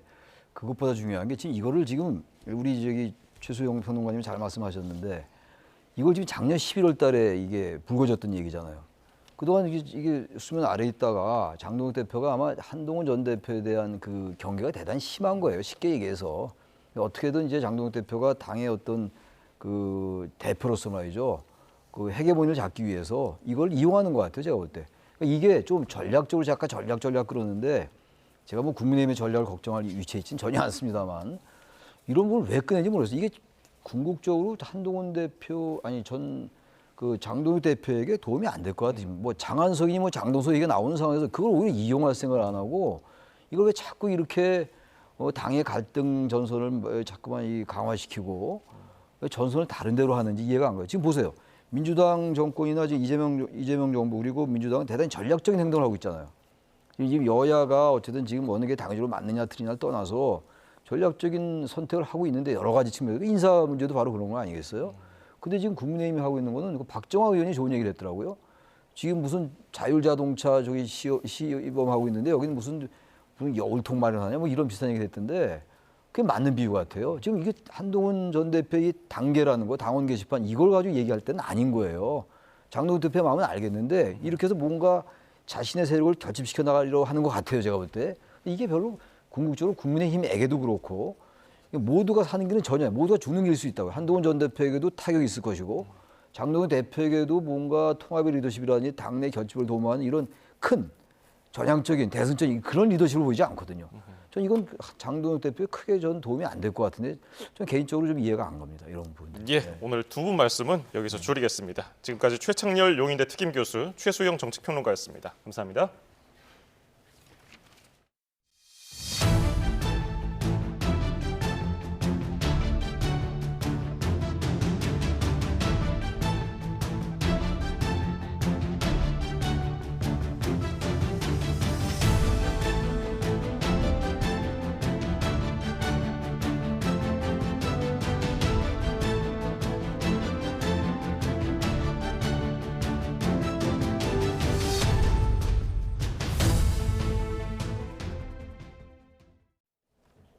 통일교의 정치권 로비 의혹을 수사 중인 경찰이 정치인들에게 불법 후원금을 낸 혐의로 한 학자, 통일교 총재 등 4명을 검찰에 송치했습니다.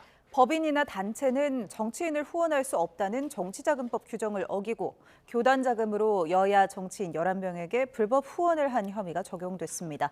양동훈 기자가 단독 보도합니다.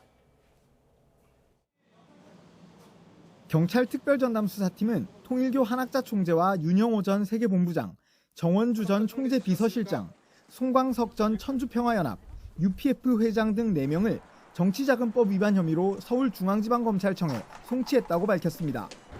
지난 10일 출범한 경찰 특별전담 수사팀이 통일교 의혹 관련 피의자를 검찰에 넘긴 건 이번이 처음입니다. 이들은 지난 2019년 1월 초 정치인 후원은 개인만 할 수 있다는 규정을 어기고 교단 자금을 이용해 여야 현역 국회의원 11명에게 각각 100만에서 300만 원씩을 후원한 혐의를 받습니다. 지난 2020년 통일교는 문선명 초대 총재 탄생 100주년을 기념해 대규모 월드 서밋 행사를 열었는데 이 행사 참석 등을 독려하기 위해 후원금을 낸 것으로 의심받고 있습니다. 경찰은 이들이 우선 개인 명의로 후원금을 내고 행사를 준비한 UPF 자금으로 먼저 충당한 뒤 이후 통일교 세계본부에서 UPF에 같은 금액을 다시 보내준 것으로 보고 있습니다. 통일교 전직 고위 관계자는 YTN에 여야 의원 반반 정도씩 후원했다며 워낙 크고 중요한 행사였기 때문에 자금 요청이 들어오면 빠르게 입금했다고 설명했습니다.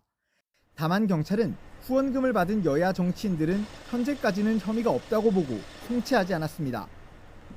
통일교의 이 같은 불법 후원 의혹은 앞서 김건희 특검에서도 조사 대상에 올랐습니다. 특검은 2022년 대선 당시 통일교에서 윤석열 전 대통령의 당선을 돕기 위해 1억 4,400만 원을 국민의힘 중앙당과 시도당에 쪼개기 후원한 혐의로 한 총재 등을 재판에 넘겼습니다.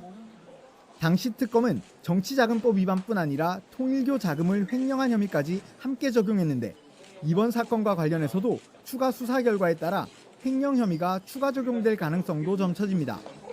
YTN 양동훈입니다. 더불어민주당 전재수 의원의 금품수수 의혹 수사는 해를 넘길 전망입니다. 올해 말 공소시효가 끝날 수 있다는 분석이 나왔지만 경찰은 사실관계 규명이 먼저라며 서두르지 않겠다는 입장을 고수했습니다. 보도에 부장원 기자입니다. 경찰 특별전담수사팀은 공소시효 문제를 이유로 통일교의 후원금 쪼개기 의혹을 서둘러 송치했습니다.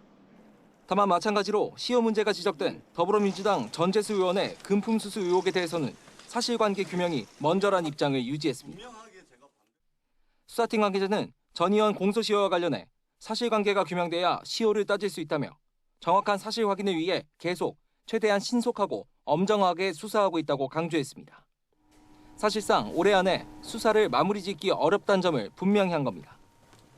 경찰은 전 의원 측에 추가 소환 통보도 하지 않은 것으로 파악됐는데 당분간 관련자 조사와 압수물 분석에 집중하며 혐의 다지기에 주력할 것으로 보입니다. 앞서 이번 의혹을 촉발한 윤영호 전 세계본부장은 특검 조사에서 전 의원에게 2018년 무렵 현금과 명품 시계가 전달됐다고 진술했습니다. 정치자금법 위반죄의 공소시효는 범죄 행위가 종료된 날로부터 7년입니다. 이를 두고 이미 시효가 지났거나 늦어도 올해 말 끝난다는 우려도 나왔지만 섣부른 해석이란 반론도 있습니다. 실제 경찰이 확보한 한학자 총재 특별보고 문건은 2018년뿐 아니라 2019년에도 통일교 측과 전 의원의 만남을 암시하는 대목이 여러 차례 등장합니다. 만약 이때 금품이 전달됐다면 해가 바뀌더라도 여전히 정치자금법 시효는 남아있게 됩니다. 또 경찰 안팎에선 시간에 쫓겨 성급한 결론을 내리기보다 상대적으로 시효가 긴 뇌물죄 수사에 집중해야 한다는 기류도 읽힙니다. 뇌물죄는 수수액이 3천만 원 이상이면 시효가 최대 15년까지 늘어나는 만큼 경찰은 핵심 증거인 명품 시계의 행방을 찾는 데 집중하고 있습니다. YTN 부장원입니다. 12.3 비상계엄과 관련한 공무원 불법 행위를 조사하고 있는 헌법존중-TF는 내란 관련성에 대한 검토가 필요한 제보 68건에 대해서 본격 조사에 착수한다고 밝혔습니다. 조사 대상이 된 기관은 모두 21곳으로 공직사회 혼란을 막기 위해 다음 달 16일까지 신속하게 조사를 마친다는 계획입니다. 홍선기 기자가 보도합니다. 헌법존중-TF는 지난달 24일부터 3주 동안 중앙행정기관 49곳에서 12.3 비상계엄 당시 공무원 불법 행위에 대한 제보를 받아왔습니다. 제보 접수 마감 결과 내란 관련성에 대한 검토가 필요한 것으로 판단한 제보는 모두 68건. 이 가운데 대다수는 계엄에 직접 관여한 군과 경찰에 대한 제보로 모두 44건이 집중됐습니다. 헌법존중-TF는 제보와 함께 국회나 언론의 지적에 따라 본격적인 조사가 필요한 기관을 모두 21곳으로 확정했습니다. 특히 이 가운데 제보가 많았던 국방부를 비롯해 특검 수사 과정에서 장관들의 관여 의혹이 불거진 행안부와 법무부 등 12곳이 중점 조사 대상 기관으로 분류됐습니다. 그 밖에 교육부와 통일부, 권익위 등 9곳은 일반 조사 대상 기관으로 분류돼 조사가 진행될 예정입니다. TF가 집중적으로 조사할 부분은 계엄 당시 의사결정이나 지시 과정의 불법이나 치안 또는 군사적 월권 행위, 그리고 사후에 계엄을 정당화하거나 은폐하려 했던 행위 등입니다. 김민석 국무총리는 TF 출범 당시 공직사회 동료를 의식해 내란과 직접 연관된 범위에 한해 철저하게 비공개로 조사할 것을 지시했습니다. 내란과 직접 연관된 범위에만 국한해서 철저하게 비공개로 인권을 존중하는 적법 절차를 준수하며 TF는 공직사회 혼란을 최소화하기 위해 최대한 신속하게 조사를 진행해 다음 달 16일까지 마친다는 계획입니다. 또 본격적인 조사 대상에 오르지 않은 나머지 기관 28곳에 대해서는 이번 주 안에 헌법존중 TF 활동을 조기 종료하기로 했습니다. YTN 홍성기입니다. 현직 검사가 처음으로 검찰청 폐지 법안에 반발하는 헌법 소원을 제기했습니다. 청주지검 김성훈 부장검사는 검찰 내부망에 올린 글에서 검찰청 폐지와 중대범죄수사청 설치를 골자로 한 정부조직법 개정안에 대해 헌법 소원 심판을 청구했다고 밝혔습니다. 김 부장검사는 개정된 정부조직법에 대해 입법적 한계를 넘어 헌법이 부여한 수사권을 박탈하고 검사 제도를 폐지해 결과적으로 검사의 권리를 침해했다고 주장했습니다. 또 검사를 공소청에 소속된 공소관으로 전환시키는 것은 검사의 공무 담임권을 침해한다고 강조했습니다. 이재명 대통령이 내년 1월 4일부터 7일까지 3박 4일 동안 중국을 국빈 방문합니다. 경주 에이펙 정상회의 이후 2달여 만에 한중 정상회담이 성사됐습니다. 강진원 기자입니다. 이재명 대통령이 사실상 새해 시작과 동시에 중국을 국빈 자격으로 찾습니다. 1월 4일부터 7일까지 3박 4일간의 일정입니다. 우선 4일부터 6일까지는 베이징에서 시진핑 주석과 회담, 그리고 국빈 만찬 등이 진행됩니다. 지난 11월 경주 에이펙대에 이어 불과 2달여 만에 양국 정상의 만남이 다시 이루어지는 겁니다. 북한과의 대화 재개를 위해 한중 양국이 전략적 소통을 강화해 나가기를 기대합니다. 中韩是搬不走的重要近邻，也是分不开的合作伙伴。 이 대통령은 이번 회담에서 한중 관계의 전면적 복원 흐름을 더욱 공고히 할 거로 보입니다. 공급망과 투자, 디지털 경제, 초국가 범죄 대응 등 민생 현안도 다룰 거라는 게 청와대의 설명입니다. 양국 국민의 민생에 실질적으로 기여하는 구체적인 성과를 거양하기 위한 방안에 대해 논의할 예정입니다. 이 대통령은 베이징 일정을 마친 뒤 6일부터 7일까지는 상하이에 머뭅니다. 내년 백범 김구 선생 탄생 150주년과 임시정부 청사 개관 100주년을 기념하는 행사에 참석할 거로 예상됩니다. 벤처와 스타트업 등 두 나라 미래 협력을 선도할 양국 기업의 파트너십을 촉진하는 일정 또한 예정돼 있습니다. 청와대는 말을 아끼고 있지만 한한령 해제 여부와 대북 관계 그리고 중일 갈등 등 민감한 주제도 정상회담 테이블에 오를지 관심이 쏠리고 있습니다. YTN 강진원입니다. 이재명 대통령의 이번 방중은 타이완 포위 훈련 와중에 발표됐습니다. 자칫 한중 정상 외교가 지정학 이슈에 묻힐 수 있다는 우려도 제기됩니다. 베이징 강정규 특파원입니다. 3, 2, 1, 放!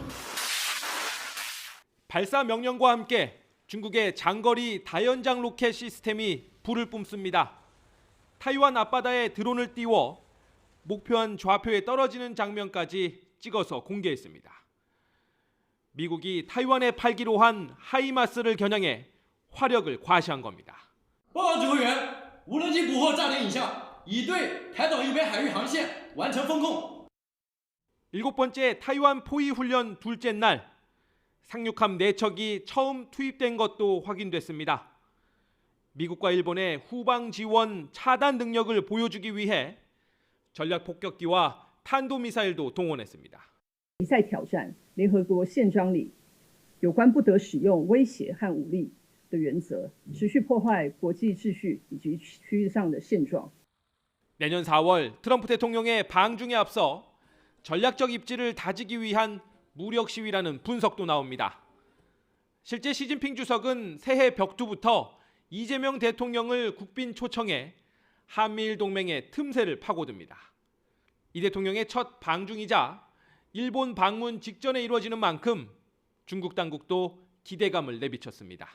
期待在两国元首的战略引领下，此访为推动中韩战略合作伙伴关系进一步向前发展发挥积极作用。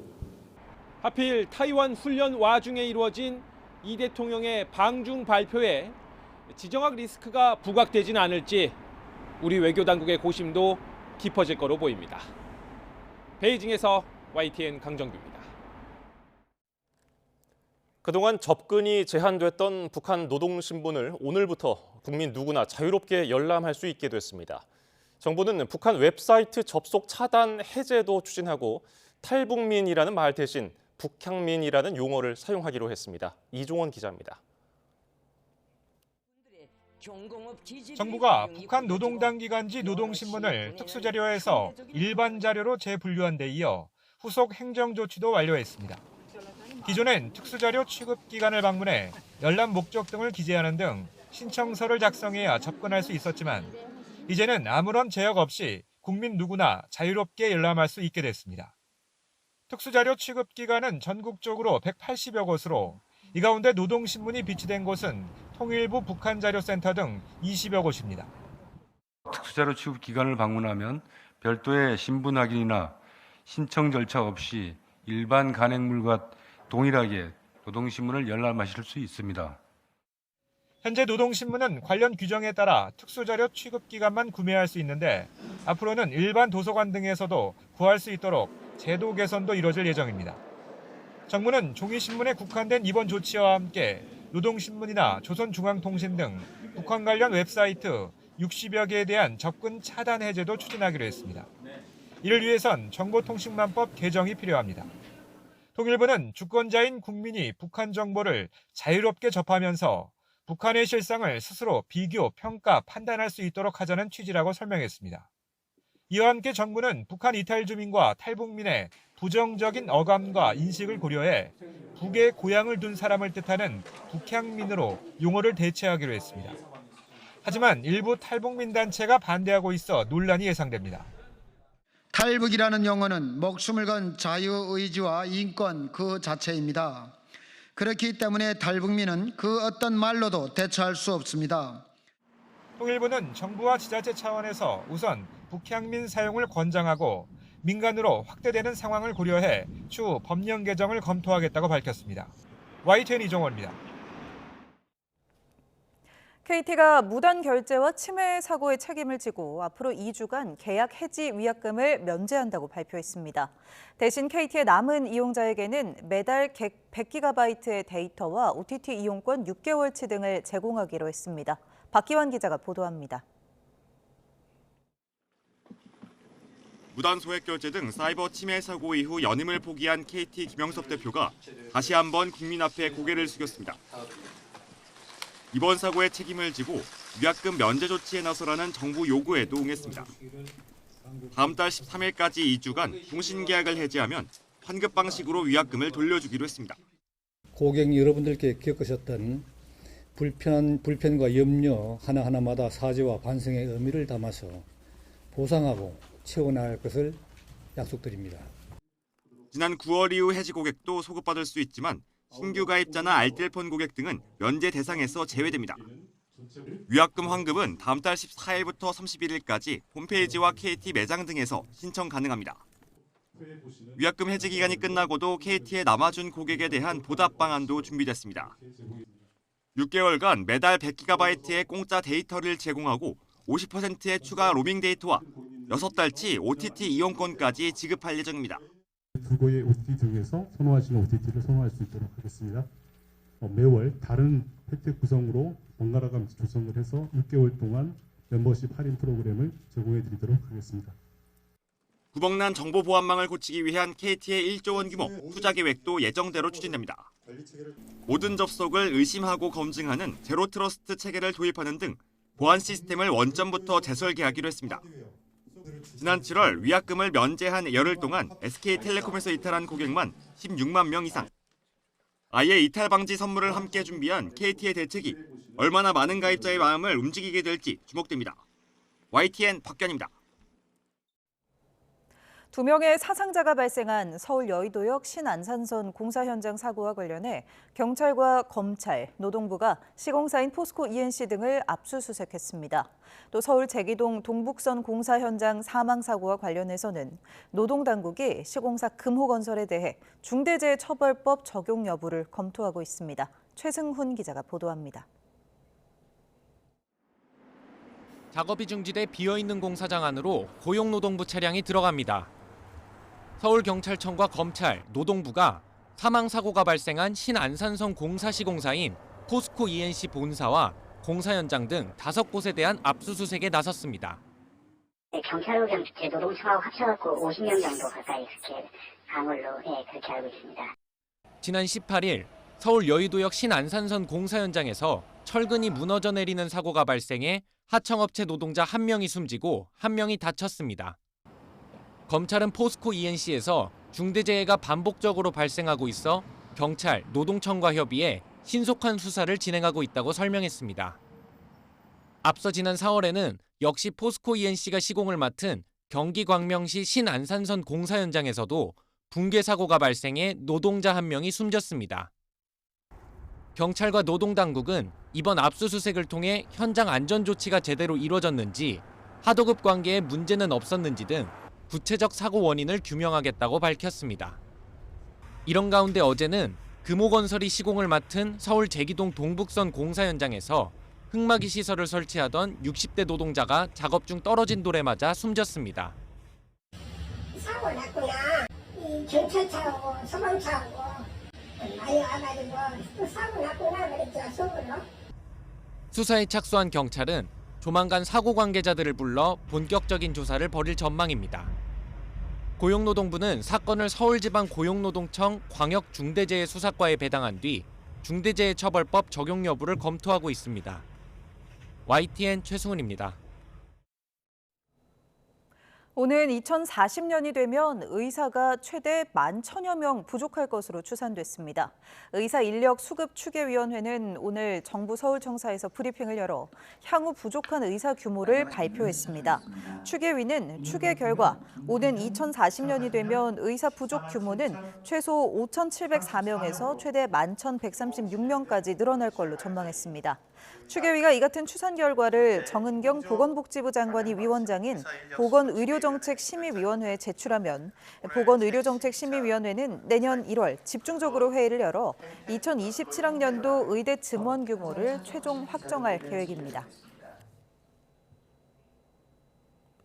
이 같은 부족한 의사 규모 발표와 관련해 의사 단체들은 일제히 비판적인 입장을 밝혔습니다. 대한전공의협의회는 인력 양성은 수치 계산을 넘어 수련 현장 수용성을 고려해야 하는데 추계위 논의 과정을 보면 늘어난 인원을 제대로 교육할 교수진이나 수련 환경 구축에 대한 대책이 없다고 지적했습니다. 이러한 결정은 이전 정부의 일방적인 정책 결정과 같다는 점에서 명백히 수용할 수 없다고 밝혔습니다. 정부가 울산 울주군에 있는 원자력 발전소 세울 3호기의 운영을 허가했습니다. 세울 3호기는 1,400메가와트급의 원전으로 기존 노후 원전 정지로 인한 전력 수급 차질 해소에 도움이 될 전망입니다. 보도에 이성규 기자입니다. 지난 2016년 공사를 시작해 강화된 안전규정 등으로 여러 차례 공사 완료가 지연된 세울 3호기. 원자력안전위원회가 심의를 열고 공사 10년 만에 세울 3호기의 운영을 승인했습니다. 세울 3호기는 UAE 바라카 원전 등에 쓰인 APR 1400 원자로가 적용된 원전으로 1400메가와트급 전력을 생산할 수 있습니다. 650에서 950메가와트급인 고리, 한빛, 한울 등 기존 원전보다 생산량이 월등히 높아 부산과 광주, 대전 시민이 1년 동안 사용할 수 있는 규모입니다. 현재 고리 3호기와 4호기, 한빛 1호기가 설계 수명 종료로 가동을 멈춘 상태입니다. 이제 세울 3호기가 운영 허가를 받으면서 기존 원전의 노후로 인한 전력 수급 차질이 해소될 것으로 기대됩니다. 에너지 믹스 정책을 뒷받침할 원자력 에너지의 안전성을 과학기술과 데이터에 기반하여 빈틈없이 확인하겠습니다. 세울 3호기는 앞으로 6개월의 시운전을 거쳐 내년부터 본격 가동에 나설 예정입니다. 또 같은 원자로가 적용된 세울 4호기도 내년 하반기에는 운영 준비를 마치고 시운전 심의를 진행할 계획입니다. YTN 사이언스 이성규입니다. 올해 거침없이 상승했던 코스피가 사상 최고치를 눈앞에 두고 4,210선으로 2025년 마지막 거래를 마무리했습니다. 반도체 투톱 삼성전자와 SK하이닉스는 장중 사상 최고치를 나란히 달성하면서 유종의 미를 거두었습니다. 손효정 기자입니다. 올해 마지막 거래일 코스피는 미국 증시 약세 여파로 4,200선을 밑돌며 출발했습니다. 4,180선까지 밀렸던 지수는 4,220선을 오르내리며 등락을 거듭했습니다. 한때 4,226까지 오르며 장중 사상 최고치에 불과 0.4포인트 차이로 다가섰지만 다시 박스권에 갇혔습니다. 개인 투자자가 8천억 원 넘게 순매수했지만 외국인과 기관의 매도세를 꺾을 순 없었고 결국 지수는 0.15% 내린 4,214.17로 마감했습니다. 최근에 미국 증시가 좀 고평가된 기업들 중심으로 해서 좀 빠지고 있는 좀 상황이고 50억, 한 종목이 50억 이상이면 이제 대주주에 속하니까 보통 연말에 이걸 좀 회피하는 물량들이 좀 나오긴 하거든요. 코스피는 1년 동안 75% 급등이란 성적표를 남기며 올 한 해를 마무리했습니다. 지수 상승을 주도했던 반도체 대장주는 폐장일에 나란히 신고가를 썼습니다. 삼성전자는 장중 12만 원을 돌파했고 SK하이닉스는 66만 원 코앞까지 올라섰습니다. 한국 주식시장은 반도체 중심으로 해서 견조한 모습을 좀 보였기 때문에 대부분 다 반도체와 관련된 기술주와 관련된 종목군들이 지수를 끌어올렸다고 보시면 될 것 같아요. 코스닥 지수는 0.8% 내린 925.47로 거래를 마쳤습니다. 원달러 환율은 전날보다 9.2원 오른 1,439원으로 주간 거래를 마감했습니다. 외환 당국의 고강도 개입에 3거래일 연속 하락해 1,420원대까지 내려갔지만 다시 소폭 고개를 들었습니다. 증시와 외환시장은 31일 휴장한 뒤 1월 2일 새해 첫 거래를 시작합니다. YTN 손유정입니다. 단기 체류하면서 무허가 임대업을 하는 등 위법한 부동산 거래가 의심되는 외국인들이 대거 적발됐습니다. 외국인 오피스텔 토지 거래 신고 중 조사 대상의 3건 가운데 2건이 위법 의심 거래로 나타났는데 국적별로 보면 중국인이 가장 많았습니다. 최두희 기자입니다. 90일 이내 단기 체류 자격으로 우리나라에 입국한 미국인 A씨.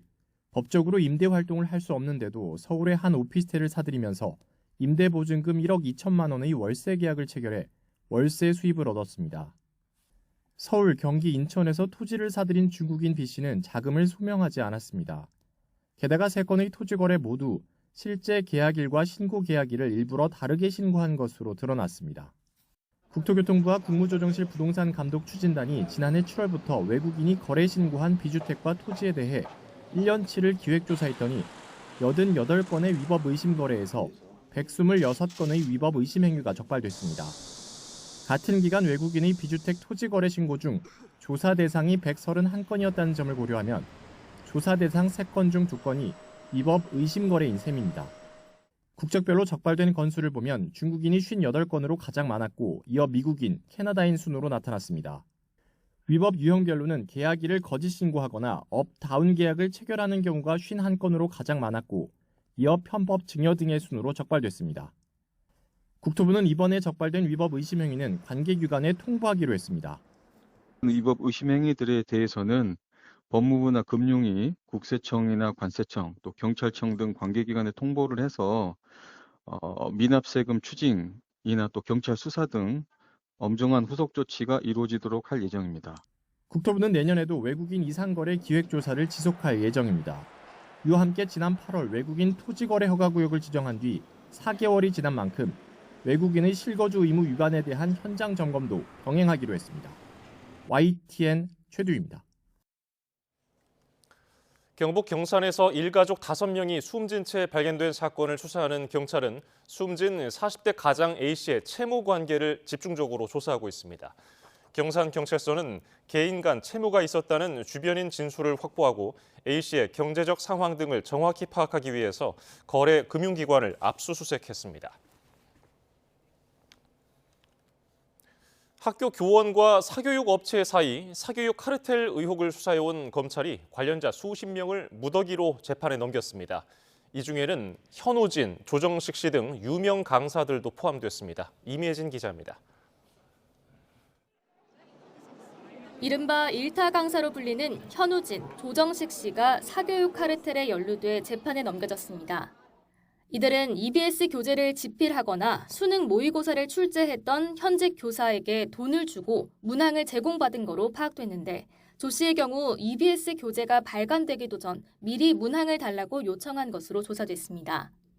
검찰은 2사람을 포함해 수능 관련 문항을 부정하게 거래한 사교육업체 관계자 11명을 청탁금지법 위반 혐의 등으로 기소했습니다. 이들에게 문제를 제공한 전현직 교사 35명도 함께 재판에 넘겨졌는데 이 중에는 사교육업체와 전속 계약을 맺고 반복적으로 문제를 판매한 현직 교사도 있는 것으로 전해졌습니다. 또 수능 문제 출제와 문항 판매를 병행한 교사도 있던 것으로 전해졌습니다. 여러 해 동안 암암리에 이뤄진 사교육 카르텔은 2023년도 수능 영어 문항이 조 씨 간의 모의고사 지문과 정확히 일치하면서 덜미가 잡혔습니다. 우연의 일치인지 사전 유출인지 논란이 불거졌고 감사원 조사 결과 문제 거래 정황이 확인돼 본격 수사가 시작됐습니다. 사건을 접수한 경찰은 지난 4월 전현직 교사 72명 등 100명을 송치했는데 검찰은 보완 수사를 거쳐 이들 가운데 46명을 재판에 세우기로 했습니다. YTN 이매진입니다. 어도어가 뉴진스 멤버 다니엘과 계약 해지를 통보한 날 법원에 430억 원대의 손해배상 소송도 함께 냈습니다. 이 사건은 민희진 전 대표와 하이브의 주식 분쟁 소송을 맡은 재판부에 배당됐습니다. 김승환 기자가 보도합니다. 어도어는 다니엘에게 계약 해지를 통보한 당일 서울중앙지방법원에 손해배상 청구 소장을 제출했습니다. 피고는 다니엘과 다니엘 가족 그리고 민희진 전 대표까지 3명입니다. 소송 규모는 430억 원대입니다. 다만 3명이 합쳐 430억 원을 내라는 건지는 단정할 수 없습니다. 소송에서 소가, 즉 사건의 금액은 원칙적으로 청구 금액을 합쳐 청구합니다. 중복되는 부분을 합하거나 뺄 경우 피고 개인별로 청구액이 다르게 잡힐 수 있습니다. 어도어는 구체적인 금액 규모를 공개하지 않았고 법원 측은 현 단계에서는 답변하기 어렵다고 설명했습니다. 이 사건은 하이브와 민희진 전 대표 사이 주식 분쟁 소송들을 심리하는 중앙지법 민사합의 31부에 배당됐습니다. 앞서 어도어는 다니엘의 가족과 민희진 전 대표를 이른바 뉴진스 사태에 중대한 책임이 있다고 지목했습니다. 따라서 다니엘을 포함해 뉴진스 멤버들이 계약 위반을 하도록 부추기거나 도와줬다는 구체적인 증거 자료가 있는지가 재판에서 핵심 쟁점이 될 거로 보입니다. 이런 가운데 다니엘은 계약 해지 통보 당일 온라인 커뮤니티에 봉사활동 목격담이 올라오며 화제가 되기도 했습니다. YTN 김승환입니다. 네, 쓰레기 더미에서 생을 마감한 아파트 주민의 안타까운 이야기입니다. 어떤 일이 있었는지 화면으로 보겠습니다. 지난 28일 저녁 울산의 한 아파트 7층에서 불이 났습니다. 소방장비 34대, 인력 112명이 투입돼 화재 진압에 나섰는데요. 7시간 45분 만에야 불을 완전히 껐습니다. 이 과정에서 주민 50여 명이 긴급 대피하기도 했습니다. 이 화재로 70대 거주민이 심정지 상태로 발견돼 병원으로 이송됐지만 숨졌습니다. 그런데 집안에는 이런 쓰레기 더미가 가득했다고 합니다. 소방당국은 이 때문에 진화 작업에 시간이 오래 걸렸다고 밝혔는데요. 오랜 기간 집안에 쓰레기를 쌓아두는 생활을 했던 주민은 이곳을 미처 벗어나지 못한 채 생을 마감했습니다. 다음 소식입니다. 뒤뚱뒤뚱 걸어가는 모습이 하나, 둘, 셋, 넷, 다섯. 바로 백두산 호랑이로 불리는 시베리아 호랑인데요. 중국 북동부의 한 국립공원 내 무인 카메라에 잡힌 화면입니다. 함께 보시죠. 캄캄한 어둠 속 빛나는 눈이 한두 개가 아니죠. 이른바 백두산 호랑이로 불리는 시베리아 호랑이 어미가 새끼 5마리를 데리고 함께 이동하는 장면이 이렇게 카메라에 포착돼 화제를 모으고 있습니다. 세계에 현존하는 호랑이 가운데 가장 몸집이 큰 시베리아 호랑이, 지금은 세계적인 멸종 위기종이라서 중국 내에 있는 보호구역에서도 이렇게 대가족이 포착된 건 이례적입니다. 시베리아 호랑이는 우리나라에서는 백두산 호랑이로 불려왔죠. 하지만 국내에서는 공식 기록상 1920년대 멸종했고요. 이곳 중국의 훈춘 보호구역에서는 이 보호정책 시행 이후 개체수가 이렇게 눈에 띄게 늘었습니다. 지난달 말 포착된 이 화면 속 마치 산책을 하듯 엄마 호랑이와 아기 호랑이들은 어슬렁어슬렁 걷고 있죠. 이 아기 호랑이들은 생후 6개월에서 8개월, 또 엄마 호랑이는 9살로 추정된다고 합니다. 시베리아 호랑이는 보통 한 번에 새끼를 많이 낳지 않기 때문에 이런 대가족이 발견된 건 더욱 귀한 일이라고 하는데요. 이 호랑이 가족, 추운 겨울을 건강하게 나길 바랍니다.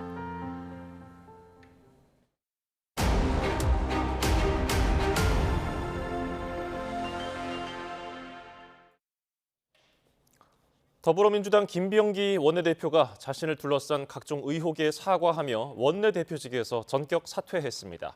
김 원내대표는 원내대책회의에서 국민 상식과 눈높이에 한참 미치지 못한 처신이 있었고 그 책임은 전적으로 자신의 부족함에 있었다고 밝혔습니다.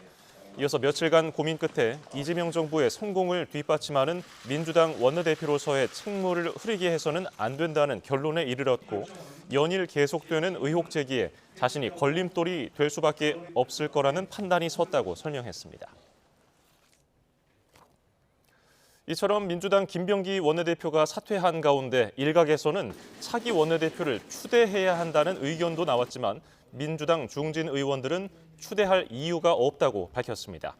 민주당 3선 모임 간사인 위성곤 의원은 추대와 경선 관련 논의는 없었다면서도 특별히 원내대표를 추대할 이유는 없는 것 같다고 말했습니다. 그러면서 차기 원내대표는 당과 정부, 청와대가 함께 호흡 맞춰 나갈 수 있게 하는 게 중요할 것 같다고 덧붙였습니다. 국민의힘 소속이었던 이해훈 기획예산처 장관 후보자 전격 발탁을 둘러싼 정치권 후폭풍이 계속되고 있습니다. 후보자의 계엄 옹호 발언 사과를 두고 국민의힘은 공산당식 자아 비판이라고 지적했는데 당내 일각에서는 자성론도 감지됩니다. 김철희 기자입니다. 이해훈 기획처장관 후보자의 계엄 옹호 발언 관련 사과에 국민의힘은 여권 압박에 자리를 지키려 입장을 바꿨다고 날을 세웠습니다. 정부 여당이 외치던 절연의 표준이 무엇인지 몸소 보여줘 감사하다고 꼬집으며 송곳 검증을 예고했습니다. 자아 비판식 말 한마디로 모든 것이 끝날 수 있을지는 의문입니다. 저희가 인사청문회에서 철저히 검증하겠습니다. 여기에 야당 현직 당협위원장 신분으로 제의를 수락한 걸 두고 최소한의 도리와 예의는 지키라는 비판도 이어졌습니다. 당원 연수를 월요일 날 하는 걸로 이미 통보를 해가지고 수백 명의 지역 당원들이 모이기로 되어 있습니다. 그런데 당원 연수는 안 가고 보수 진영 흔들기라며 평가절하하지만 조경태 의원이나 홍준표 전 대구시장 영입설까지 더해지며 당내 일각에선 뒤숭숭한 분위기도 읽힙니다. 앞서 계엄 1년 사과를 주도했던 초대선 의원 10여 명은 이 후보자 선택이 부적절하다면서도 되돌아볼 지점이 있다는 데는 의견을 함께했습니다. 중도 보수에 있는 사람들이 현 정부에 계속적으로 합류되어가는 부분에 대해서는 우리 스스로 반성하고 지도부에서도 계엄에 대한 거듭된 사과와 함께 매력 정당이 맞는지 돌이켜봤다는 자성의 목소리가 나왔습니다. 민주당은 계엄 옹호 전력이 있는 인사 영입에 대한 지지층 일부 불만을 의식한 듯 대통령 선택을 믿고 기다려달라며 잡음 최소화에 주력했습니다. 보수 인사의 추가 깜짝 발탁 가능성에도 여지를 두며 압박을 이어갔습니다. 민주당은 중도 보수로 오른쪽을 맡아야 한다라고 말씀을 평소에 많이 하셨어요. 장동혁 대표의 국민의힘의 이 스탠스를 보면 이게 극우라고 이야기될 만큼 파격적 인사 이면에는 국정 주도권을 쥐었다는 청와대의 자신감이 묻어있다는 분석이 나옵니다. 다만 보수뿐 아니라 일부 진보 진영에서도 이 후보자 지명 철회를 요구하고 있어 최종 임명까지는 험로가 예상된다는 관측도 적지 않습니다. YTN 김철입니다.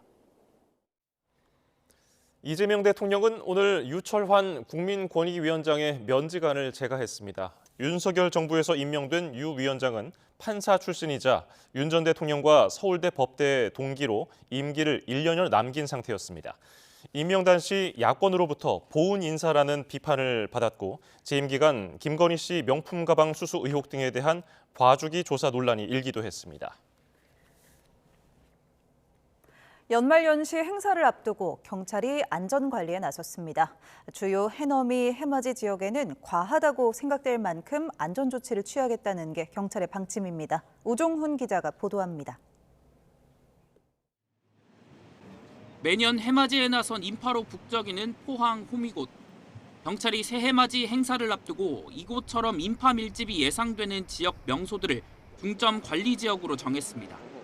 반복적으로 사람들이 몰리는 지역에 투입될 전국 경찰관은 11,000여 명. 인파를 선제적으로 분산시키기 위한 방송 조명차와 고공 관측 차량도 활용됩니다.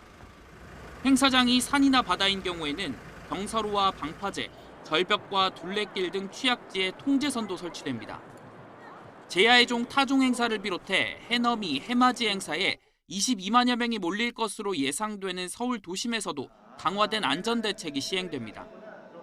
시민들로 특히 붐빌 것으로 보이는 종로 보신각 일대는 내일 오후 6시부터 1월 1일 아침 7시까지 동서방향 2개 도로, 남북방향 1개 도로가 통제됩니다.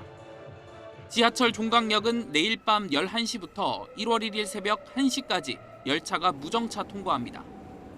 각종 행사가 진행되는 명동 신세계백화점과 동대문 DDP 주변도 인파 밀집 정도에 따라 단계를 나누어 도로가 통제됩니다. 경찰은 교통 소통이 아닌 인파 안전을 중심으로 과하다고 생각될 만큼 조치에 나서 위험을 최소화한다는 방침입니다.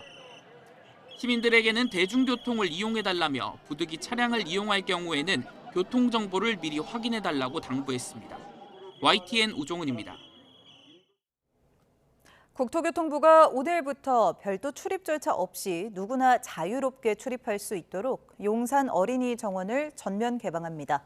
국토부는 출입 제한 근거 조항과 신분 확인 등 제한적 출입 방식 관련 조항을 삭제하는 내용을 골자로 용산 반환부지 임시 개방 구간 관람 등에 관한 규정 개정을 어제 끝냈다며 이같이 밝혔습니다.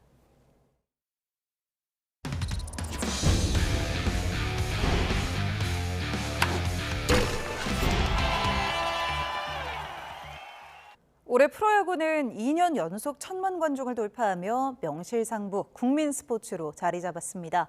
팀과 선수에 대한 강력한 팬덤이 형성된 데다 치열한 순위 싸움이 보는 재미를 한층 더했다는 평가입니다. 보도에 이정미 기자입니다.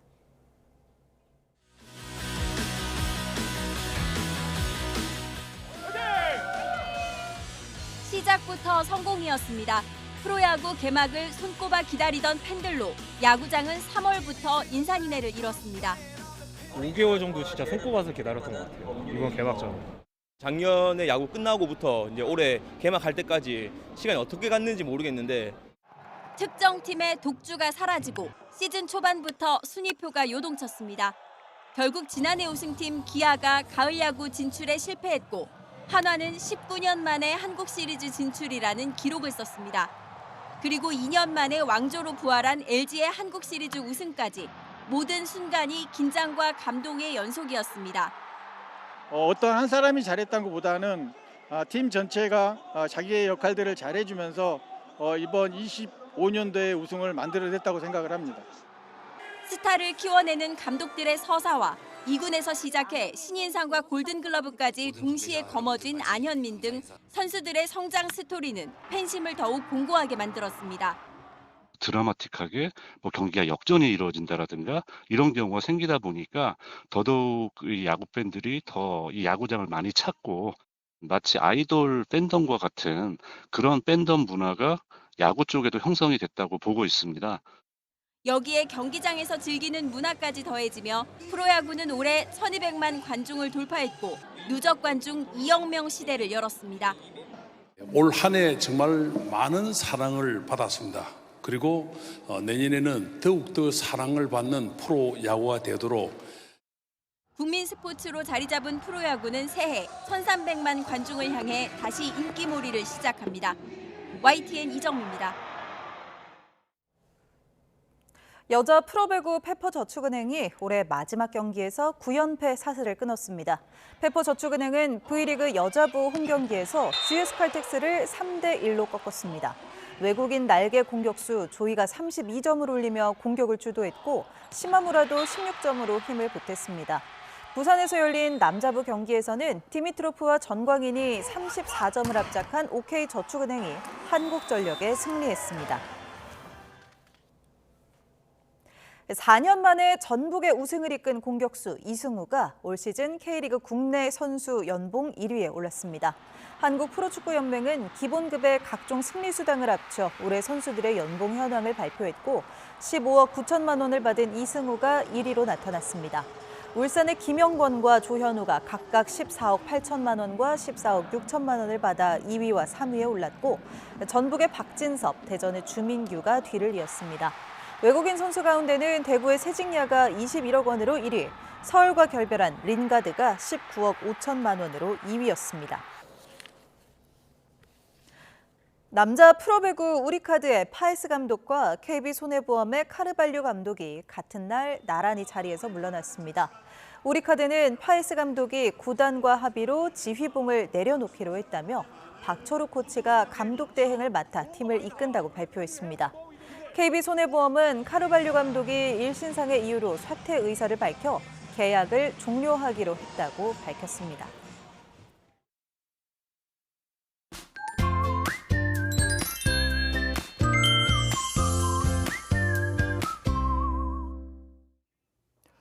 새해를 앞두고 다시 강력한 추위가 찾아옵니다. 찬 공기가 유입되면서 기온이 큰 폭으로 떨어질 것으로 보이는데요.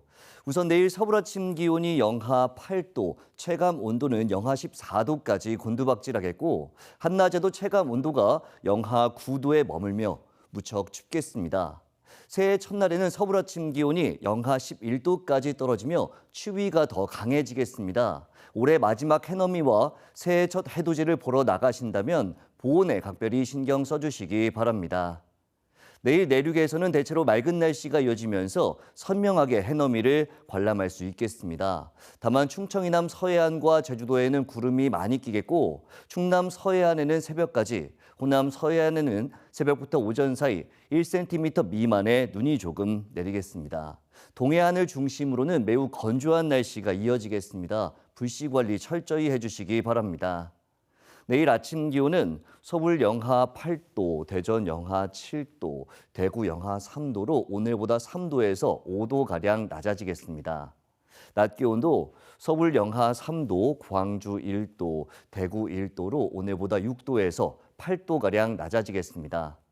모레도 내륙은 대체로 맑겠지만 호남과 제주도를 중심으로는 구름이 잔뜩 끼면서 첫 해돋이를 감상하기 어려울 전망입니다. 날씨 정보였습니다. 뉴스나이트 마칩니다. 시청해주신 여러분 고맙습니다.